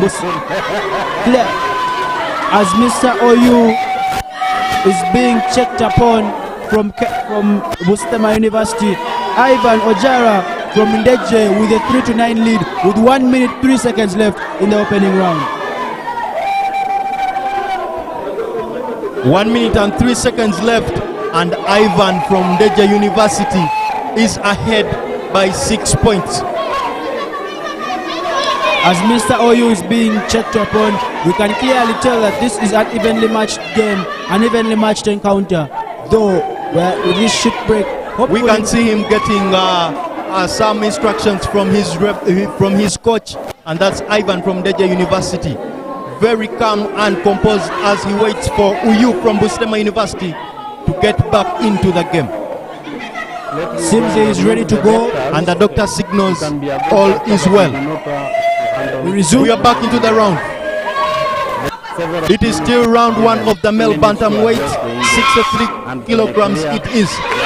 Ivan from Bustema University is taking on Ojara Ivan Robin from Ndeje University, the host university of the East Africa University Games. This is the 12th edition happening right here in Ndeje University's main campus in Bomboruero. Oh, what a hit by Mr. Ivan. Another headshot. 10 points ahead, and he's left with 2 points. What a And the round hit. is finished. Mr. Ivan from Ndeje University takes the first round of the game. Due to the fact that he has been able to win by more than 12 points, Mr. Ojara Ivan Robin from Ndeje University takes the lead and is now one round away from facing Mr. Rajid Ongoma from Kenyatta University in the next round. And this is match 5 of the day. Mr. Ivan Robin Ojara from Ndeje University taking on OU Vincent. Ivan just emerged winner of round 1 with a 12-point lead. It's the first win in Taekwondo for Ndeje University today, and how far Mr. Ivan can go will be determined by how far he can hold on into round 2. Clearly seems to show that Mr. Ivan here clearly has the opening hand over Mr. OU Vincent. So, as we head into the second round, both athletes are being prepped as they try and go. So, Mr. OU Vincent trying to force a third round, while Mr. Ojara trying to close this out. And the official calls them back onto the mat. Okay. Ivan from Ndeje University in a comfortable lead with 1 round taken. Johnson. Mr. OU draws first blood this time round with 2 points. Another hit to the groin by Ivan. And at this rate, Ivan risks disqualification from the game. Steven. Another low blow. Steven. Ogon. Mr. Ivan OU. Mr. Ivan. It seems Mr. OU has been hit by the groin twice and he has been warned. This is the second time that he has been able to hit his opponent in the groin and is being checked upon. So Mr. OU has a 3-point lead. Litanda Ali from Ndeje University. Mr. OU from Bustema University with a 3-point lead in round 2 of the male bantamweight 63 kilograms. There is clearly Him. a difference between the Kenyan and university sides. There has been a lot of stoppages in this game due to the injuries suffered by Mr. OU after being hit in the groin. And it is time. So Mr. Ernest, what we saw a Keishi sign, what does it mean when Keshi means the injured athlete has got 1 minute to recover, within which he needs to resume the fight. If he fails to do that, then he can lose the fight. Okay, definitely. And Mr. Ivan just picked a point, but as you are aware, 3 points, a 2-point lead is nothing right now. What a headshot And Mr. by Ivan! Ivan straight into the lead. Straight into the lead. That was Another headshot and from this is Ivan from clearly Ndeje getting University. personal between the two It competitive. clearly is a clear match for the Kenya A 6-point counterpart. lead by Ivan as we head into the 1 minute mark. Ivan Ongom in a clear lead at 11 points ahead of Bustema University's OU. Head, 2 Mr. points to go. Can Ivan pick his lead? Ah, And the game is done. finished. Mr. Ivan comes ahead. Ivan from Ndeje University picked his side his first win from match day 5. The headshots were Mr. Ivan clearly Mr. the Ivan from superior Ndeje University takes the fight. He takes today's fight against OU from Busitema University. He is now on set to face Mr. Rashid Ongoma, the black belt in the semi-final. And it's definitely a right match for Mr. Rashid Ongoma from Kenyatta University. He really put up a brilliant fight. Mr. Ernest, how have you assessed this fight? How many times are you allowed to hit your opponent in the groin, and isn't there any repercussions for you to hit them more than once? Because it clearly seemed that Mr. OU was affected by that. Now, first of all, okay, hitting below the belt is not allowed. It can happen by error. However, you are supposed to defend yourself. So if you fail to defend yourself, there's an error on your part as well. So whereas the person who is below the groin will get a warning, he cannot get disqualified because of your failures to do your defenses. That is quite harsh reality. Definitely, you have to be mindful about your offense and defense in this game. It clearly And- showed that Mr. Ivan was. And we are waiting to see what the stage announcer puts up on the menu. So we are on.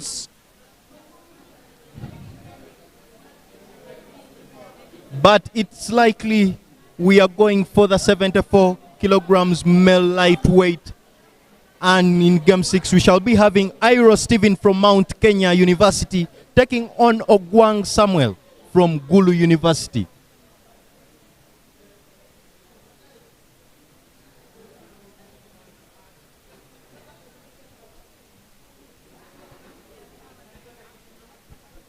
Yeah, so Mr. Ernest, we've already seen some fights of the day, and we saw Ojara Ivan from Deja University beat OU Vincent in 2 straight rounds in the game 5 of the day. What did you see in that match, the previous match that just went off the mat? Actually, the winner is a black belt. He clearly masters how to hit. His hits for scoring, which is maybe shows he's got more training experience than the other one. However, If you are he called, does. you report here. Though he won the match, If you are not he there does in the not game, display walk over. experience No in negotiation. competitive taekwondo. So it's going to be quite a match when it comes up against the KU Kenyatta winner, winner. University winner, previous winner, because the other one has the black belt and he also has a competitive experience that will clearly show what can be done. So we are going to see largely a fight between experience against inexperience. Definitely, that's what it's going to be. And right now, we are in the test mode for the male bantamweight, rather for the male lightweight, and that's the 74 kilograms. It's day 2 of the Taekwondo Games, and we are at Ndeje University's main campus in Bomboruero. It is the 12th edition of the Eastern Africa University Games.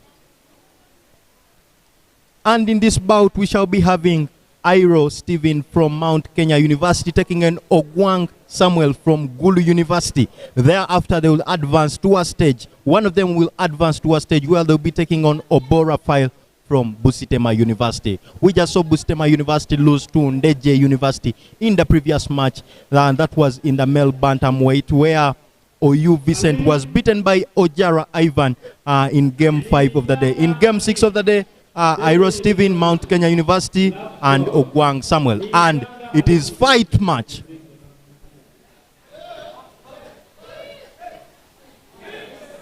And now it's a hit to the face, straight up.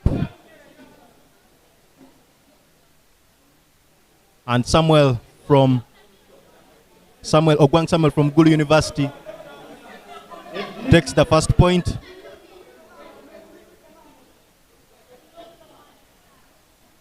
But he is on the ground, nursing a bloody, likely to be a bloody nose. The official trying to check up Iro Stephen's fists to make sure he didn't contact Samuel's face.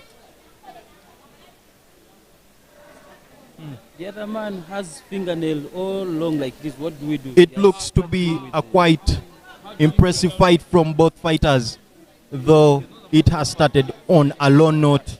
With Samuel on the ground, Ogwang Samuel from Gulu University is currently being attended to by the doctor, and he has strictly 1 minute to get healed, or else he will be called upon by the officials.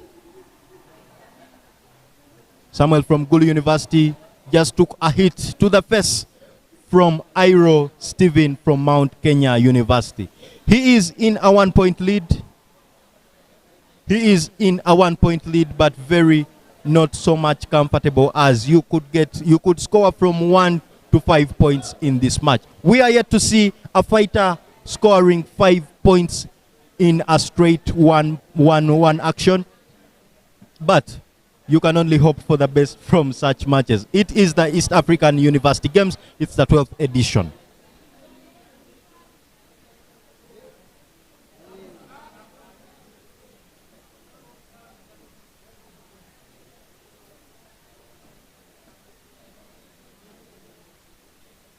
And we are going to find out from our analyst what just happened right now. As we've seen Mr. Iro Stephen walk off the mat, as we have Samuel Ogwang on the ground nursing what could likely be a bloody broken nose. What just happened here? Mr. Iro Stephen just took a punch to the face of Mr. Ogwang Samuel from Gulu University, and you can visibly see him kneeling on the mat, being worked on by nose? It could likely be that, and we are yet to get a report from the doctors. So Mr. Iro Stephen from Mount Kenya University has just been taken off the mat, and he is coming back. He is coming back for the fight. Well, the winner of this encounter goes on to face Mr. Obo Raphael from the University of Busitema.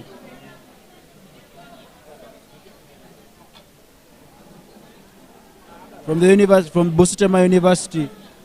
So definitely we are excited and ready to find out. Unfortunately, we have to sever these things, but that, as you said, is an occupational hazard in this sport. An occupational hazard, definitely it is. From the previous fight in match 5 of the day, OU Vincent from Busitema University lost to Ojara Ivan from Deje University. And in the next round, Obo Raphael, and that's in the male lightweight, Obo Raphael will be up against either Iro Stephen from Mount Kenya University or Ogwang Samuel from Gulu University. 9 minutes played so far, and we are on timeout. And as I said, we shall be having Mr. Ernest explaining to us what just happened on the mat. Actually, we had an error in that one of the players came in with long nails. It's a requirement that you have your next nails clipped before you enter the ring.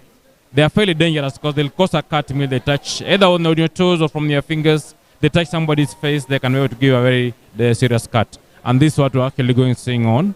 We're just trying to remind all the players to make sure they don't do that. And there's an error from the inspection desk that he was allowed to come with long nails. And what's the action being taken on Iro Stephen of Mount Kenya University, who just took a hit to the face? He is getting a first aid. Hopefully can be able to continue. Yeah. Okay. And we can only hope the match resumes. You either play soccer or rugby, taekwondo or karate. If you are called, we will not wait for you that you went to run or you went to play karate or you went to. We cannot stop the business of taekwondo for your sake. Yeah. If you are not there, if you did not value your sports, you go for one that you value most. We will not wait for anyone. Taekwondo is different from karate, and therefore somebody cannot stop the schedule of taekwondo to wait for someone from karate. It has never happened like that. It will never happen. It is the 12th edition of the Eastern Africa University Games, and a lot of sporting action is taking place at Ndeje University's main campus in Bomboruedo. Be sure to catch all the action live on Ndeje University TV, and we are available on GoTV and free to air. You can as well follow the conversations online on every social media platform, and that includes the YouTube channel that is Ndeje TV Live. Actually, some comments here from our YouTube comment section where we get to see, actually even on Twitter, we get to see some comments where some of the fans watching were quite impressed by Mr. Rashid Ongoma recently with a black belt and saying that he is clearly the favorite to go on. That is only going to be a matter of time. Let us wait and see. He clearly put up a black belt. He clearly put up a black belt performance right there against Oyu Vincent, rather against Okot Denish from Gulu University. And right now, another Gulu University player in Ogwang Samuel is on the fray against Iro Stephen, but the game just took a twist as we saw Iro Stephen take a hit to the face. So definitely we are on hold as communication was passed that Taekwondo is, you should actually take it serious because you have a few athletes wasting time by participating in other competitions, yet we do not have time and we are supposed to cover these games there and then. So Be here, and we give you humble time to plan yourself. And well. now the winner between Ogwang Samuel and Iro Stephen. was there a disqualification or? And we are yet to find out from Mr. Ernest. Mr. Ernest, what just happened here? Was the winner announced or are we set to resume? Between Iro Stephen and Ogwang. Actually, the winner is not yet announced, and apparently there's an error on the attire. You can see they have changed. The one who was in blue is in blue, is now in red. The one who was in red is now in blue. There was an error in when they put on the attires. So the scorekeeper is trying to make sure that everything goes back to normal, and we'll be able to resume. Okay, and the match is about to resume between Iro Stephen from Mount Kenya University and Ogwang Samuel from Gulu University. It is the male lightweight 74 kilograms bout, and the winner from this match will be taking on Obo Raphael from Busitema University. Definitely hard-hitting action this morning. It is the best way to start the week. In terms of these university games going in, we have seen bloodied nose, we have seen round kicks to the head, we have seen concussions, we have seen fall to the ground, we have seen plenty of action. And hopefully more is to come as some bit of technicalities are being sorted out here by our officials. But please be patient, we are about to resume as the Uganda vs Kenya bout is set to continue. And of course, the uniforms have been changed with Samuel back into the red corner and Iro Stephen in the right corner. That's the blue corner. So who do you think, the way this game has begun, this is actually a 74 weight category. Do you fall under that weight category as you I definitely would fall under that category, but from what I have seen, yeah, I definitely wouldn't I definitely wouldn't want to be matched up against any of these fighters. They are very fast than I would ever be. I have actually quite noticed that Gulu University has quite a number of athletes in different divisions as well. It seems they are also, as well as Busitema University, they are clearly holding, as you could also add the hosts in Deje. These are the three institutions that are clearly holding the flag for Ugandan Taekwondo in terms of these East African games. And that's visible as we are about to have the male lightweight in the next game. That's game 7. We shall be having Niyitanga Halif from Deje University and Johnston Itenya from Kenya Methodist University, who thereafter, if any of them qualifies, takes on Andala Beshir from Deje University. So we hopefully about to see Niyitanga Halif taking on Andala Beshir from Deje University as well, both players from Deje University. So we are set to resume the and now Iro Stephen from Mount Kenya University, dressed up in blue attire, taking on Ogwang Samuel from Gulu University. And the bout is set to start. Iro with another hit to the head from Samuel Ogwang from the Gulu University. And it takes a caution from the official. Ogwang Samuel takes a caution from the official, and the fight resumes. Mr. Stephen from Mount Iro Kenya, Stephen from Mount Kenya clearly holding on to Ogwang Samuel. You can see there's a difference in height that will clearly play advantage to Mr. Ogwang Samuel, but Mr. Iro Stephen is no slouch as he tries to take the advantage here. He is leading a 2-0 as we wind down this first round here. 1 minute 27 left. Tries with a kick and misses. Samuel is being urged on by the fans, and a kick very by big Iro difference Samuel. in height, but it can't be reflected on the score sheet as Iro Stephen from Mount Kenya University leads against Ogwang Samuel from Gulu University. Whoa, what a kick, but a block by Samuel from Uganda. He's trying to... And we just had one of the fans yelling, Ogwang, you're told, use your legs. Definitely, he should be able to use his height advantage, and he has been awarded with 1 point. This looks to be an evenly matched affair as we head towards the end of the first round. Both athletes are staring down each other, trying to calculate what move is going to head next, and Iro Samuel with the kick misses, and they hold on to each other again, and the referee has to separate them. 50 seconds to go. 50 seconds to go, and Samuel is trailing by 1 point against Iro Stephen from And Mount Kenya University. Iro Samuel with a move, but it is still 2-1. What a closely even encounter this is by the number 6 ranked Ogwang Samuel from Gulu University and Iro Stephen with a miss. Both athletes seem to be cancelling each other. It's still 2-1 with 28 seconds left in this first round. Time is clearly running out for both players. And that was very aggressive from Samuel Ogwang. It seems he gets another caution from the referee. It seems Mr. Ogwang Samuel is clearly used to hitting the face, as he has been caught foul thrice during already this first round.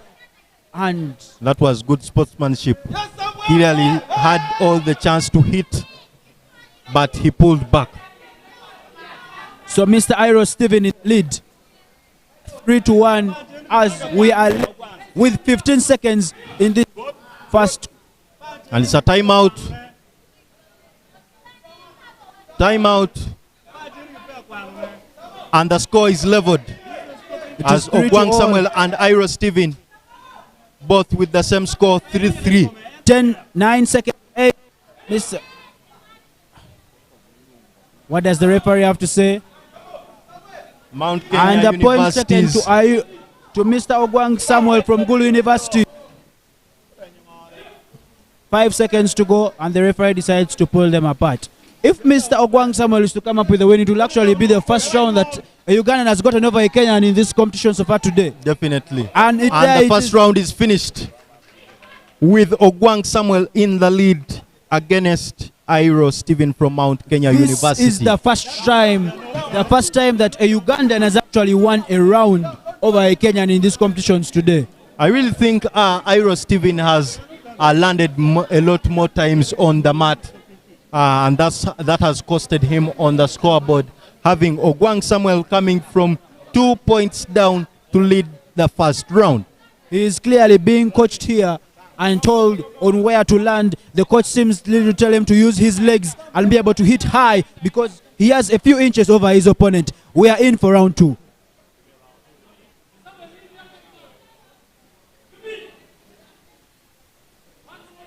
And we are underway. Missed kick by Mr. Iro Samuel, but the referee makes a caution here. It was well intended for the head. Definitely.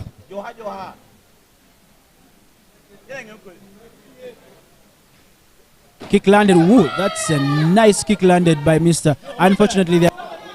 I would like to bring in our rules analyst. And Mr. Iro Stephen takes 3 points with a straight kick to Ogwang Samuel's head. They are staring down each other as they're looking for their next move. Samuel clearly, definitely, with the height advantage, looking to land that fatal blow that will win him the round. Mr. Iro Samuel on the back foot here as he wants to use his defense to get him out of trouble. Stare down at each other, changing from left to right. Both are bouncing, ready to go, ready to land the strike. Mr. Iro Samuel with a 3-0 lead goes on the offensive. Samuel looks to play defense here. Samuel with a kick landed, and they hold on to each other again. It's really getting intense here in Deja University's main campus as the male taekwondo takes shape. This is a closely event encounter, but Mr. Iro seems to be in the lead with a 4-point lead over his counterpart from Gulu University in Ogwang Samuel. Mr. Samuel hasn't landed any offense in this round so far as we are counting down. Less than a minute left in this second round. Mr. Iro Stephen with the 4-point lead. How do you think this bout is going so far? Definitely no one could have seen Iro Stephen winning the game, but he clearly has an opportunity to take this back home. He is currently in the lead with 4-0 against Samuel Ogwang from Gulu University. What a And kick! it's a straight hit to the torso That by clearly- Samuel Ogwang. That would have clearly sent him back. Clearly sent him back, but it University. only earns him 1 point.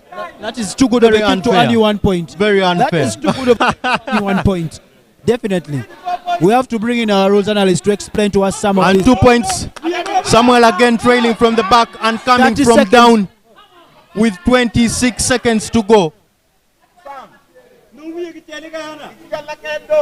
Samuel clearly has a lot of instructors sending instructions to him straight onto the court. Less than or 20 rather onto the seconds mat. left. Less than 20 seconds left for Mr. Samuel to be able to take the lead and win this encounter. But Mr. Iro says, no way, I am going to win this second round. What can Mr. Samuel do in the remaining Tries to go 10 for the seconds? offense. Tries to go for the offense. How different is Mr. Samuel going to be as it is? And if Mr. Iro is to win this round, 1 second to go, and it's game down. We is go the- in for the first time, and we're going to have the third round for the first time in the day. I would like to bring in our rules analyst. Master, why is it that some kicks are being landed, some and they are not actually being indicated in terms of points being made? Because we have seen some moves being made and some hits being landed, but they are not being indicated on the points. It's the protective gear they are putting on has got, it's so sensitive, but then they have sensors on their feet. Now for a correct kick, your sensor area must hit correct on. So you're not just kicking anyhow. There's a particular technique you're supposed to learn and detect a correct kick when it lands. So some of those kicks are not good kicks. Thank you. That is the clarity that we much needed here. 1-1 is the scores in the rounds. the punches Another being landed straight to the punch to the face.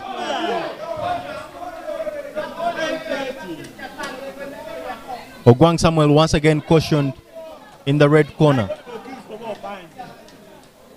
And Mr. Iro Samuel will take the early lead. And another hit to the face by Mr. Ogwang Samuel. Hit his opponent clean. Mr. Master, is there any repercussions for this? Because this is clearly not been the first time that has happened during this encounter. In the event that the blue player cannot continue, the red one is going to be disqualified. And if the referee sees that it was a malicious hit, he can still disqualify him straight away. So actually it's up to the center referee. Right here we are with Ogwang Samuel risking a disqualification after landing, was that an elbow? That must have been his third hit. Onto Iro Stephen from Mount Kenya University. It is the fourth time Iro is attracting the medics onto the mat. This has definitely been a hard-hitting battle in all rights. And we're in the third round, the first third round of the day. That clearly shows that both opponents are actually evenly matched with each other. Mr. Samuel Ogwang from Gulu University with the height advantage over Mr. Iro Stephen from Mount Kenya University. Is this going to be the first win of a Ugandan side over a Kenyan side today? Let us wait and see as he is ready to go, and we resume. Ogwang Samuel with the height advantage, but of course Iro Stephen from Mount Kenya University with the scores advantage. As you can see, the referee has disqualified the red player. So does it mean that he cannot continue, or it's just decided that he is going to disqualify? He has lost. The red player has lost. The blue one continues. So there we have it. Mr. Iro Stephen progresses to the next round to As face Ogwang Samuel gets disqualified after taking a nasty hit against Iro Stephen. Iro Stephen progresses to the next stage of the competition, where he'll be facing Obo Raphael from Busitema University. Ladies and gentlemen, there we have it from match.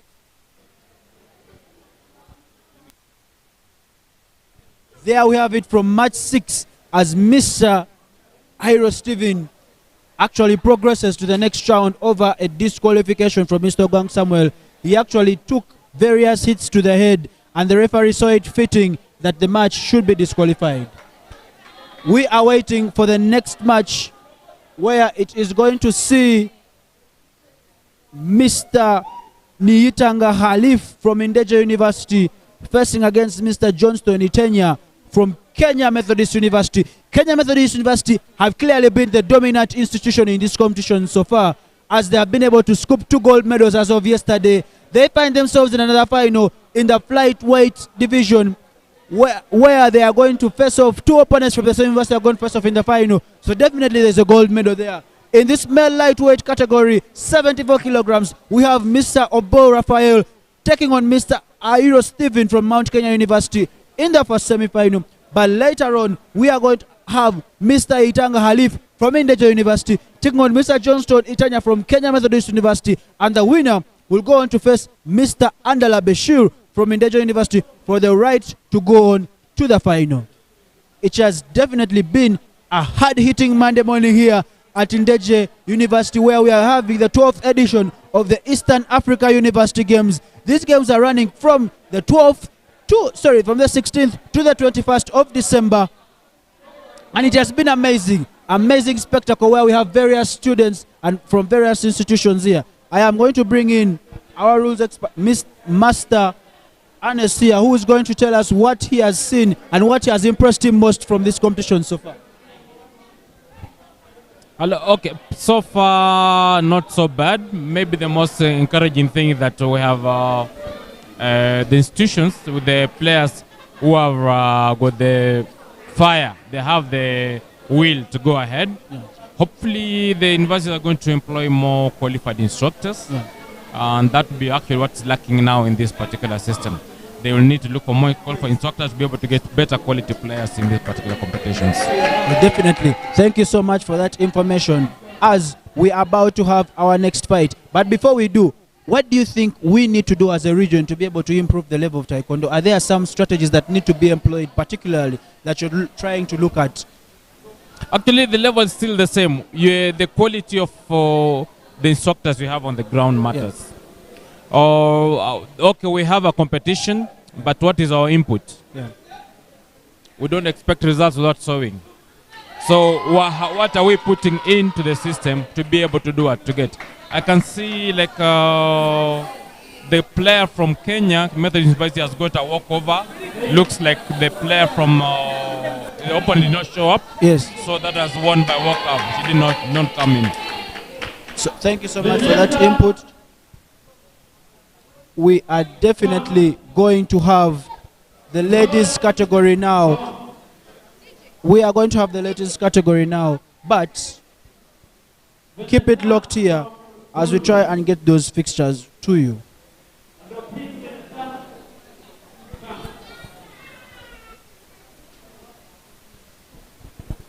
Well, as we have clearly seen, the previous bout, Mr. Johnston Itenya was able to get the walkover over Mr. Itaga Halif, who didn't show up, and will therefore progress to the next round to face Andala Bashir from Indeji.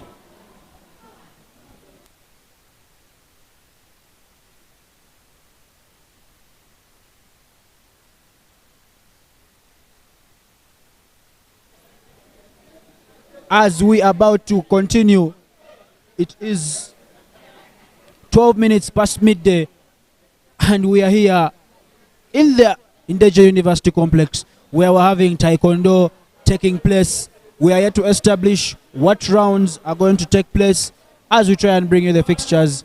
It is time for the ladies to be able to show us what they have. We have not yet seen a knockout happen today, but we have seen a disqualification. We have seen someone that did not show up. I don't know whether he was scared to take part in this competition or maybe some inconveniences came up. But we are the next fight is scheduled to take place between Tresia Ocheng from Kenyan University and Faith Gacheri from the Kenyan Methodist University. The female bantamweight, 53 kilograms. It is an all Kenyan affair in this category. Red. Okay.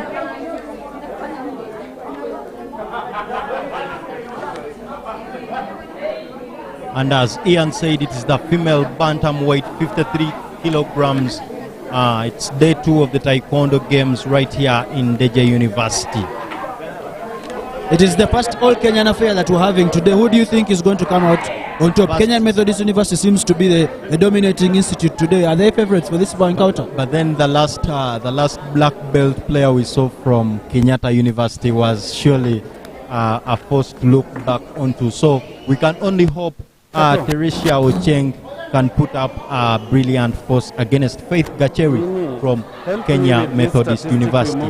As Mr. Ernest has already told us, Kenya Methodist University as such a formidable force when it comes to Taekwondo in the nation of Kenya, in the Simba land. Mr. Ernest, I would like to ask you this question. How do you think the levels in terms of quality between the ladies and the gentlemen is faring so far in actually in the general world of Taekwondo? How do you look at that level? And is there a gap that needs to be bridged eventually? Okay, of course, male being initially male dominated, but at the world level we're maybe at par. Of course, ladies have peculiar problems in that very few of them are able to continue training after schooling, colleges and what have you. So there's always a lack of female participants in the competitions. So as such, you have their level of competition a bit low. But that's on the one side, it's a minus, but there's also a positive in that you get fewer competitors, you have better chances of winning than male where you've got more competitors. Thank you for that Definitely, insight. it's the first match in the females categories being broadcast on Deje TV live, and be sure to catch all the action on your Go TV decoder and on your free-to-air decoder. And once you go to the YouTube channel, be sure to subscribe, as we are going to take on Faith Gacheri from Kenya Methodist University and Teresa Ocheng from Kenyatta. Teresa Ocheng in the red corner and Faith Gacheri in the blue corner. And Ocheng lands the first punch and lands the second kick. And this is clearly on. She is taken down. And she lands on the mat. This clearly seems to be competitive from the start.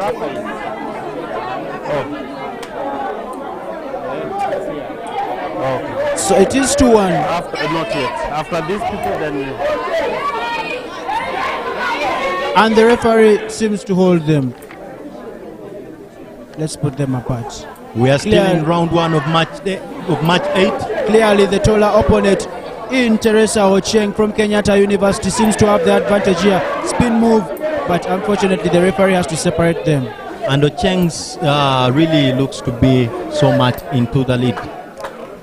With 2 points to 1, Faith is trailing closely. So the referee from Kenyatta University is complaining there was a headshot which was not captured by either the electronic system or the corner judges. As such, he raises his red card, and then the center referee has to look into that. He has called all the judges to be able to consult if that is the position. If it's true that there are points that was scored, then his player will be able to get a 3 points. If it's not true, then he loses card, which means he cannot complain anymore until the match is finished. So how many times are you allowed to protest calling by the judges? You can protest as many times as errors happen. You don't have a limitations. As long as you do not make a wrong protest. Because once you lose your card, then you cannot do any more protests. And that will take you only one mistake. You will put in a false protest, then the card is captured by the referee. And I think that just happened as Kenya's Kenyatta University's coach loses his card. So he only can't complain anymore. Kick landed by another Going kick landed. to a technical finish.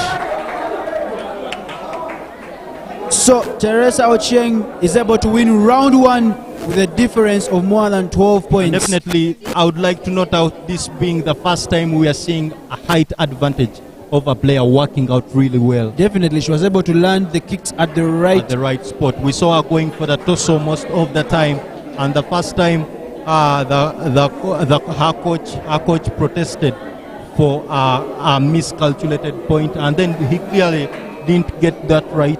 So that means he lost his guard. The winner of this bout, Quite interesting to note out. the winner of this bout is therefore going to face Nyanyonjo Mariam from the host Ndejo University. So her fellow athletes are telling her to relax because it seems that she is the favorite. The All Kenyan affair resumes in round 2. And she seems relaxed. She seems like almost a headshot. Faith trying to take the fight back, seems she's to be on the... It is still 0-0, no crucial hits yet made. Faith clearly seems to be taking the reckless moves, and that's going to get her in trouble. Ow, what a hit by Exactly, 2 Ocheng. points by Ocheng. Another hit 4 by points Ocheng. now. Clearly using a height advantage. 3 straight hits to the torso. And she's clearly in the advantage as we count down to less than a minute in the second round. Could she win this round with 0 points lost? She clearly looks like she is in control of this bout with the way that she is moving around, pressing around, lands another hit, and she's clearly on defense as she got her basics right. 8-0 she leads with less than 40 seconds left. Pretty much aggressive little young females right here, taking on match 8 of the female bantamweight 53 kilograms. Less than 30 seconds left, and Teresa Ochieng is in the lead. She's in a 10-point lead. And now 2 points to go for Teresia Ocheng. 1 point, 1 kick to the torso, and it will be game down. If she takes that to the head, it will be an extra 1 point for her. She is clearly, with 5 seconds to go, she's clearly the winner of this bout.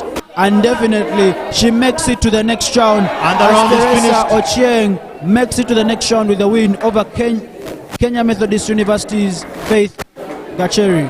This is actually the first game that Kenya Methodist University have lost today. It definitely is. Very good sportsmanship as she comes to greet with Kenyatta University's coach. And we shall have the judges shifting as we go in for the next match.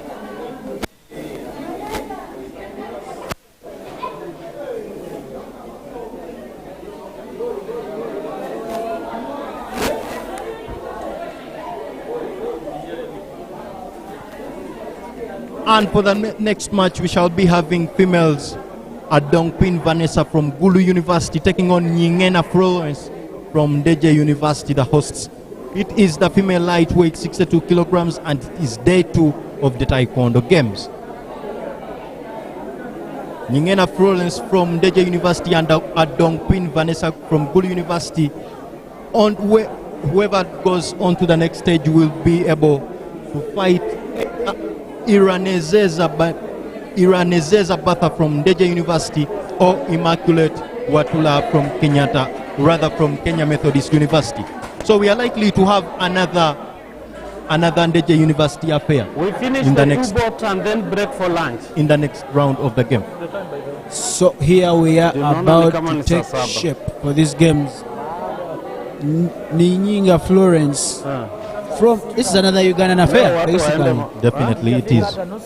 So it is all bragging rights on stake for the Ugandan sides between Ndeja and Gulu University. So whichever way it goes, we are going to have a Ugandan all affair final. There A Ugandan in the final.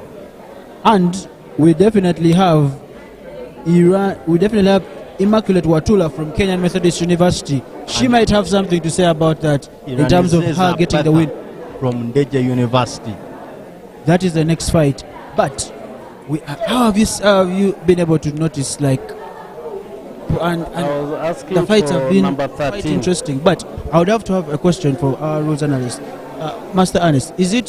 How is it fair enough, though they are in the same weight category, for someone to be clearly taller than the opponent and use their advantage, as you previously saw in the previous bout? Is that Number really 6 and 7. fair, or how are you supposed to judge? Actually, the Number judgment 6. on who plays who is based on weight categories. Number 6 blue. As you know, in physics, force is equal to mass times velocity. so the weight matters. However, in this particular game, there's what is called, if you have height, we have what's called a reach advantage. You can reach your opponent while they may not be able to reach you. But to counter reach advantage, the shorter player needs to play good footwork, in that they can go in and attack and out without having to be hit. So it's up to the coaches to be able to handle that situation, make sure that their players can be able to handle a taller opponent or a shorter opponent, depending on the technique they're supposed to be applied at that particular moment. Thank you. So we are going to have Niga Florence in the red corner and Adongping Vanessa from Gulu University in the blue corner. This seems it is going to be an interesting affair, as both ladies want to get the win and let them progress to the final of this competition. An all Uganda affair from Gulu University versus Ndeje University, the hosts. Niegena, Arandis National, studying at Ndeje University. And we are away in round one. Let's go. Let us see who has the advantage. Both of them are staring down each other, looking for what to do next in terms of the hits that they are going to hit. Who hits the first move? Seems like Vanessa is on the backside. Vanessa takes the first shot. And she takes the hit. But it's futile. And Vanessa on the ground. And Vanessa takes the lead with a single point. Vanessa Dongping from Gulu University takes the lead with 1 point scored after being pushed down by Niegena.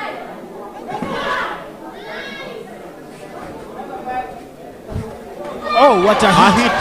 A hit to the head, 2 hits to the head, pushing, 3 hits to the head. She seems to be having her opponent. Oh my God, and she clearly wins round one. It's game down. What a hit. What a barrage of hits. And it was raining kicks from Niegena Florence from Ndeje University.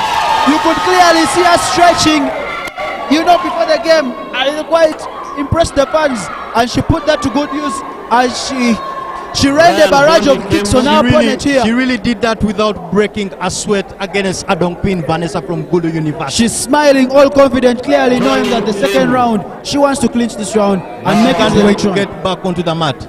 Vanessa drew first blood, but definitely Niegena was up for the task to get her down. And we are here for round 2. The referee says, let's go. Vanessa clearly the one with the confidence, as she goes. Vanessa on the back foot.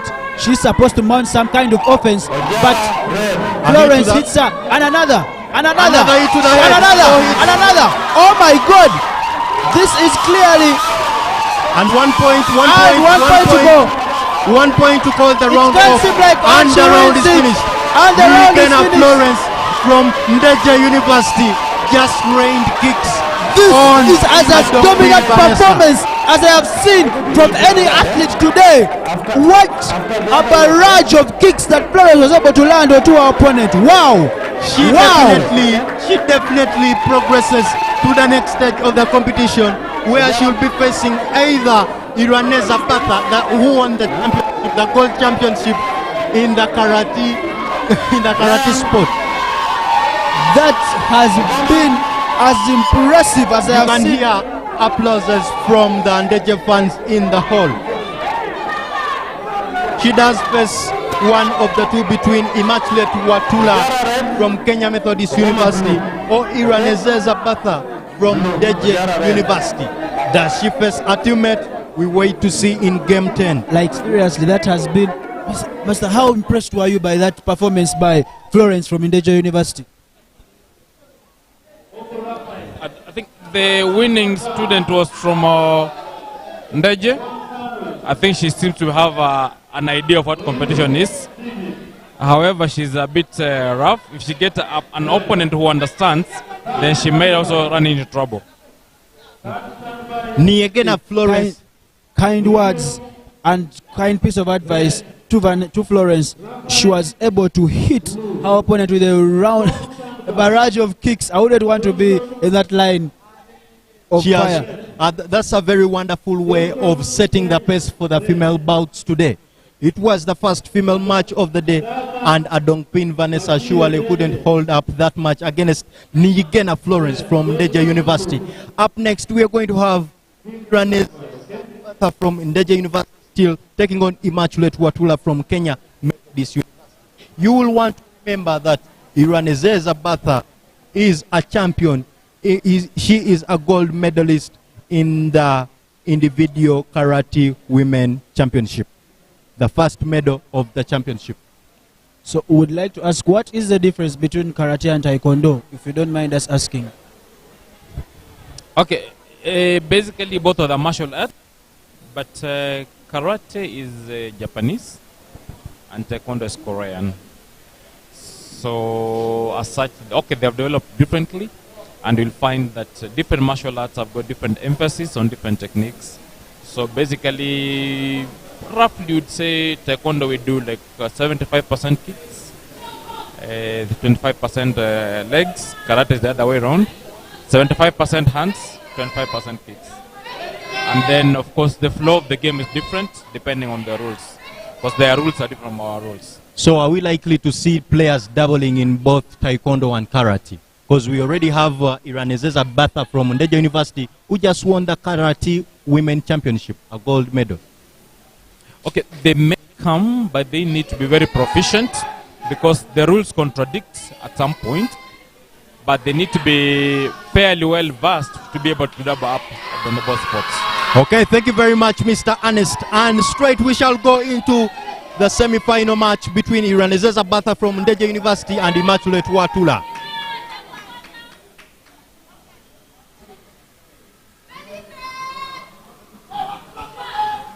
Iraneza from Ndeje University against Immaculate Wafula from Kenyan Methodist University, and Wafula is on the kicks trying to be landed here.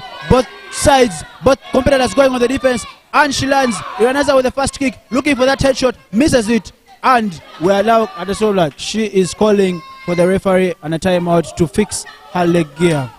Definitely, Watura has tried to land that offense. She's in the red zone. Iraneza in the blue corner. Iraneza from Ndeje University trying to win another bout for the university. She's on the front foot. Rwanda being represented very well in this women's championship. We just had Rwanda's national Niyigena Florence win the previous bout, and here we have Iranezeza Batha, still from Rwanda and studying at Ndeje University, ahead against Watura by 5 points. It is round one of the female lightweight 62 kilograms bout. Oh, what a headshot by Watura. Headshot by Watura, earning her 3 points with 28 seconds to go. Iraneza with another shot to the torso, and another to the torso, and the referee gets to separate them. Iraneza is taking advantage of those torso hits, while Watura has only hit the headshot to grant her those 3 points. 21 seconds left in the first round. And Iranezeza in the lead with 6 points to go. You can see that 11 points for Iranezeza. Less than 10 seconds left in the first round, and she's on her knees begging for mercy from Iraneza.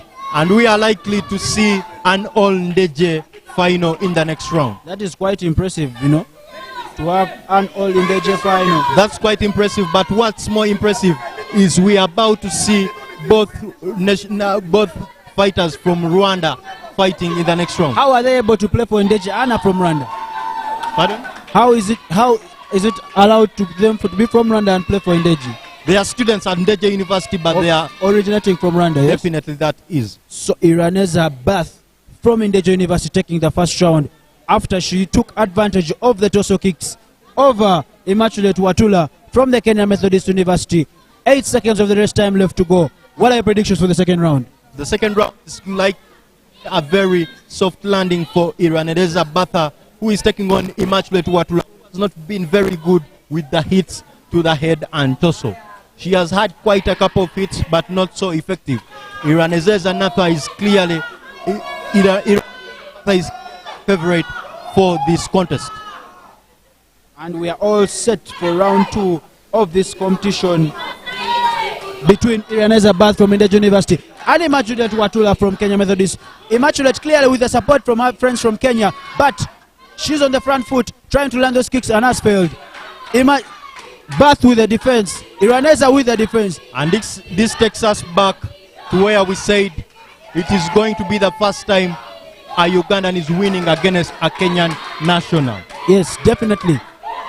Straight kick land. But from what we see, Watura is ahead by 2 points. Another kick by But Nazara. Iraneza closes in the gap. Still taking advantage of those torso kicks. Less than 55 seconds left in the second round. It is Very 2 aggressive apiece. as she turns her body towards Watura. We are left with 44 seconds left in this. And the referee says no. A point awarded to Iraneza from Undeje. It's now 3-2 with less than 40 seconds left on the clock.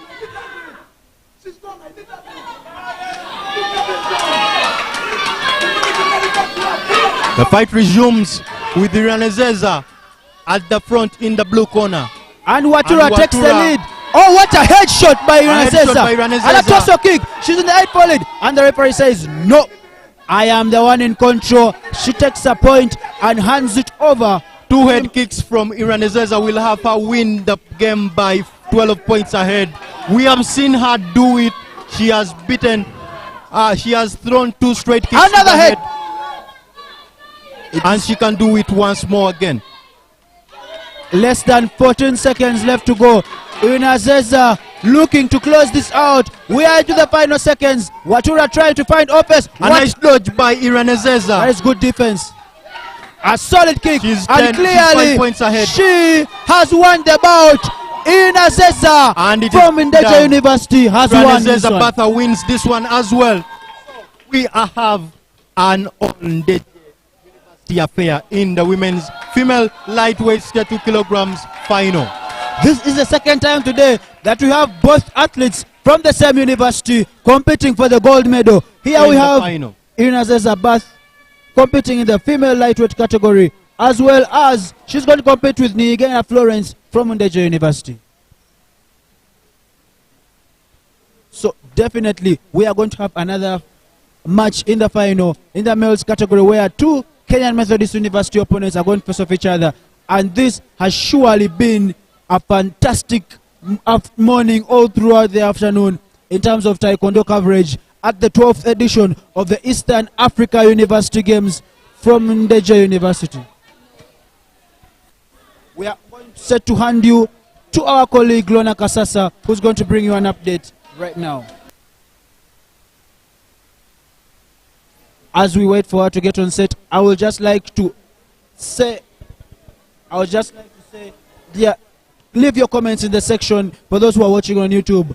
And we are glad to have you at Indeja University. We are here in the Indeja complex as we are going to take a quick lunch break for everyone to get their breaths together. This has been an exciting competition so far this morning. We have been able to see kicks land everywhere, left, right, center. We have been able to see good defense.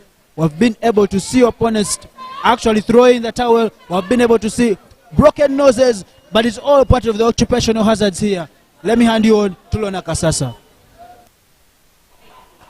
Welcome back to the East African University Games. We have been watching Taekwondo, a very aggressive yet exciting and interesting game. I want to remind you not to try this at home. Various universities have been competing. It is not a teamwork game. It is an individual game. Kenya has been versing Uganda, Kenya versing Rwanda, and so on and so forth. Much as Uganda has yet to has scored maybe 1 or 2 wins, it is still Kenya on top of the wins of the Taekwondo game. It has been interesting. It is rough, but rather very interesting, I believe. I want to remind you not to try this game at home. It is only done on television under strict supervision. So please, if you're out there watching, enjoying, and you feel like you can do it, I want to remind you that it's a very dangerous game that you cannot try at home. However, the games have been going on well. They've been exciting. and very many players that we have played both male and female games. And as I talk to my colleagues about how they've been feeling about this performance, I want to remind you that I am at the East African University Games, Day 3, and while we have watched Taekwondo, there are so much more disciplines that are being played today. As I'm going to invite my colleagues to tell me their experience and what maybe their favorite players as the games have been going on. How are you, Ian? All right, how are you doing? I am doing very well. Yeah. Tell me how you feel about Taekwondo. Well, we have got to learn so much about Taekwondo today. Basically, from Master Ernest has been able to give us the rules for these games. But what we have been able to see in this first round of this competition is that we have had Kenyan supremacy, like in this, most especially from Kenyan Methodist University. They have clearly had the advantage, and surely they are going to do more. Talking about the Kenya Methodist University, they have surely been a formidable team from Kenya. Yeah. And surely I was very impressed by Iranezeza Batha from Ndeje University. She threw very nice kicks onto the Kenyan counterpart. She stood up for Uganda. She stood up for Uganda. Yes. And by the way, she's a Rwandese. Oh. But still, Rwanda and Uganda, it's the same connection. Yeah. East African Games. Just to add on a few points, I would just like to say that I have been most impressed with Rashid Odinga. He was from Kenyatta University, a black belt, but his offense, in the way he's supposed to land 2 kicks at the same time on the torso and connect to the head, it was quite impressive, and he's clearly the favorite for the male bantamweight division. So this has been a fantastic experience, and I'm sure I'll fall in love with the game. Oh, that's amazing. I really want to come back for Taekwondo now. You're going to join the teams. That's amazing. That's amazing. It's an interesting game, and I hope that you have all been watching. Please stay tuned for more sports that are going to be shown at Ndeje University Television.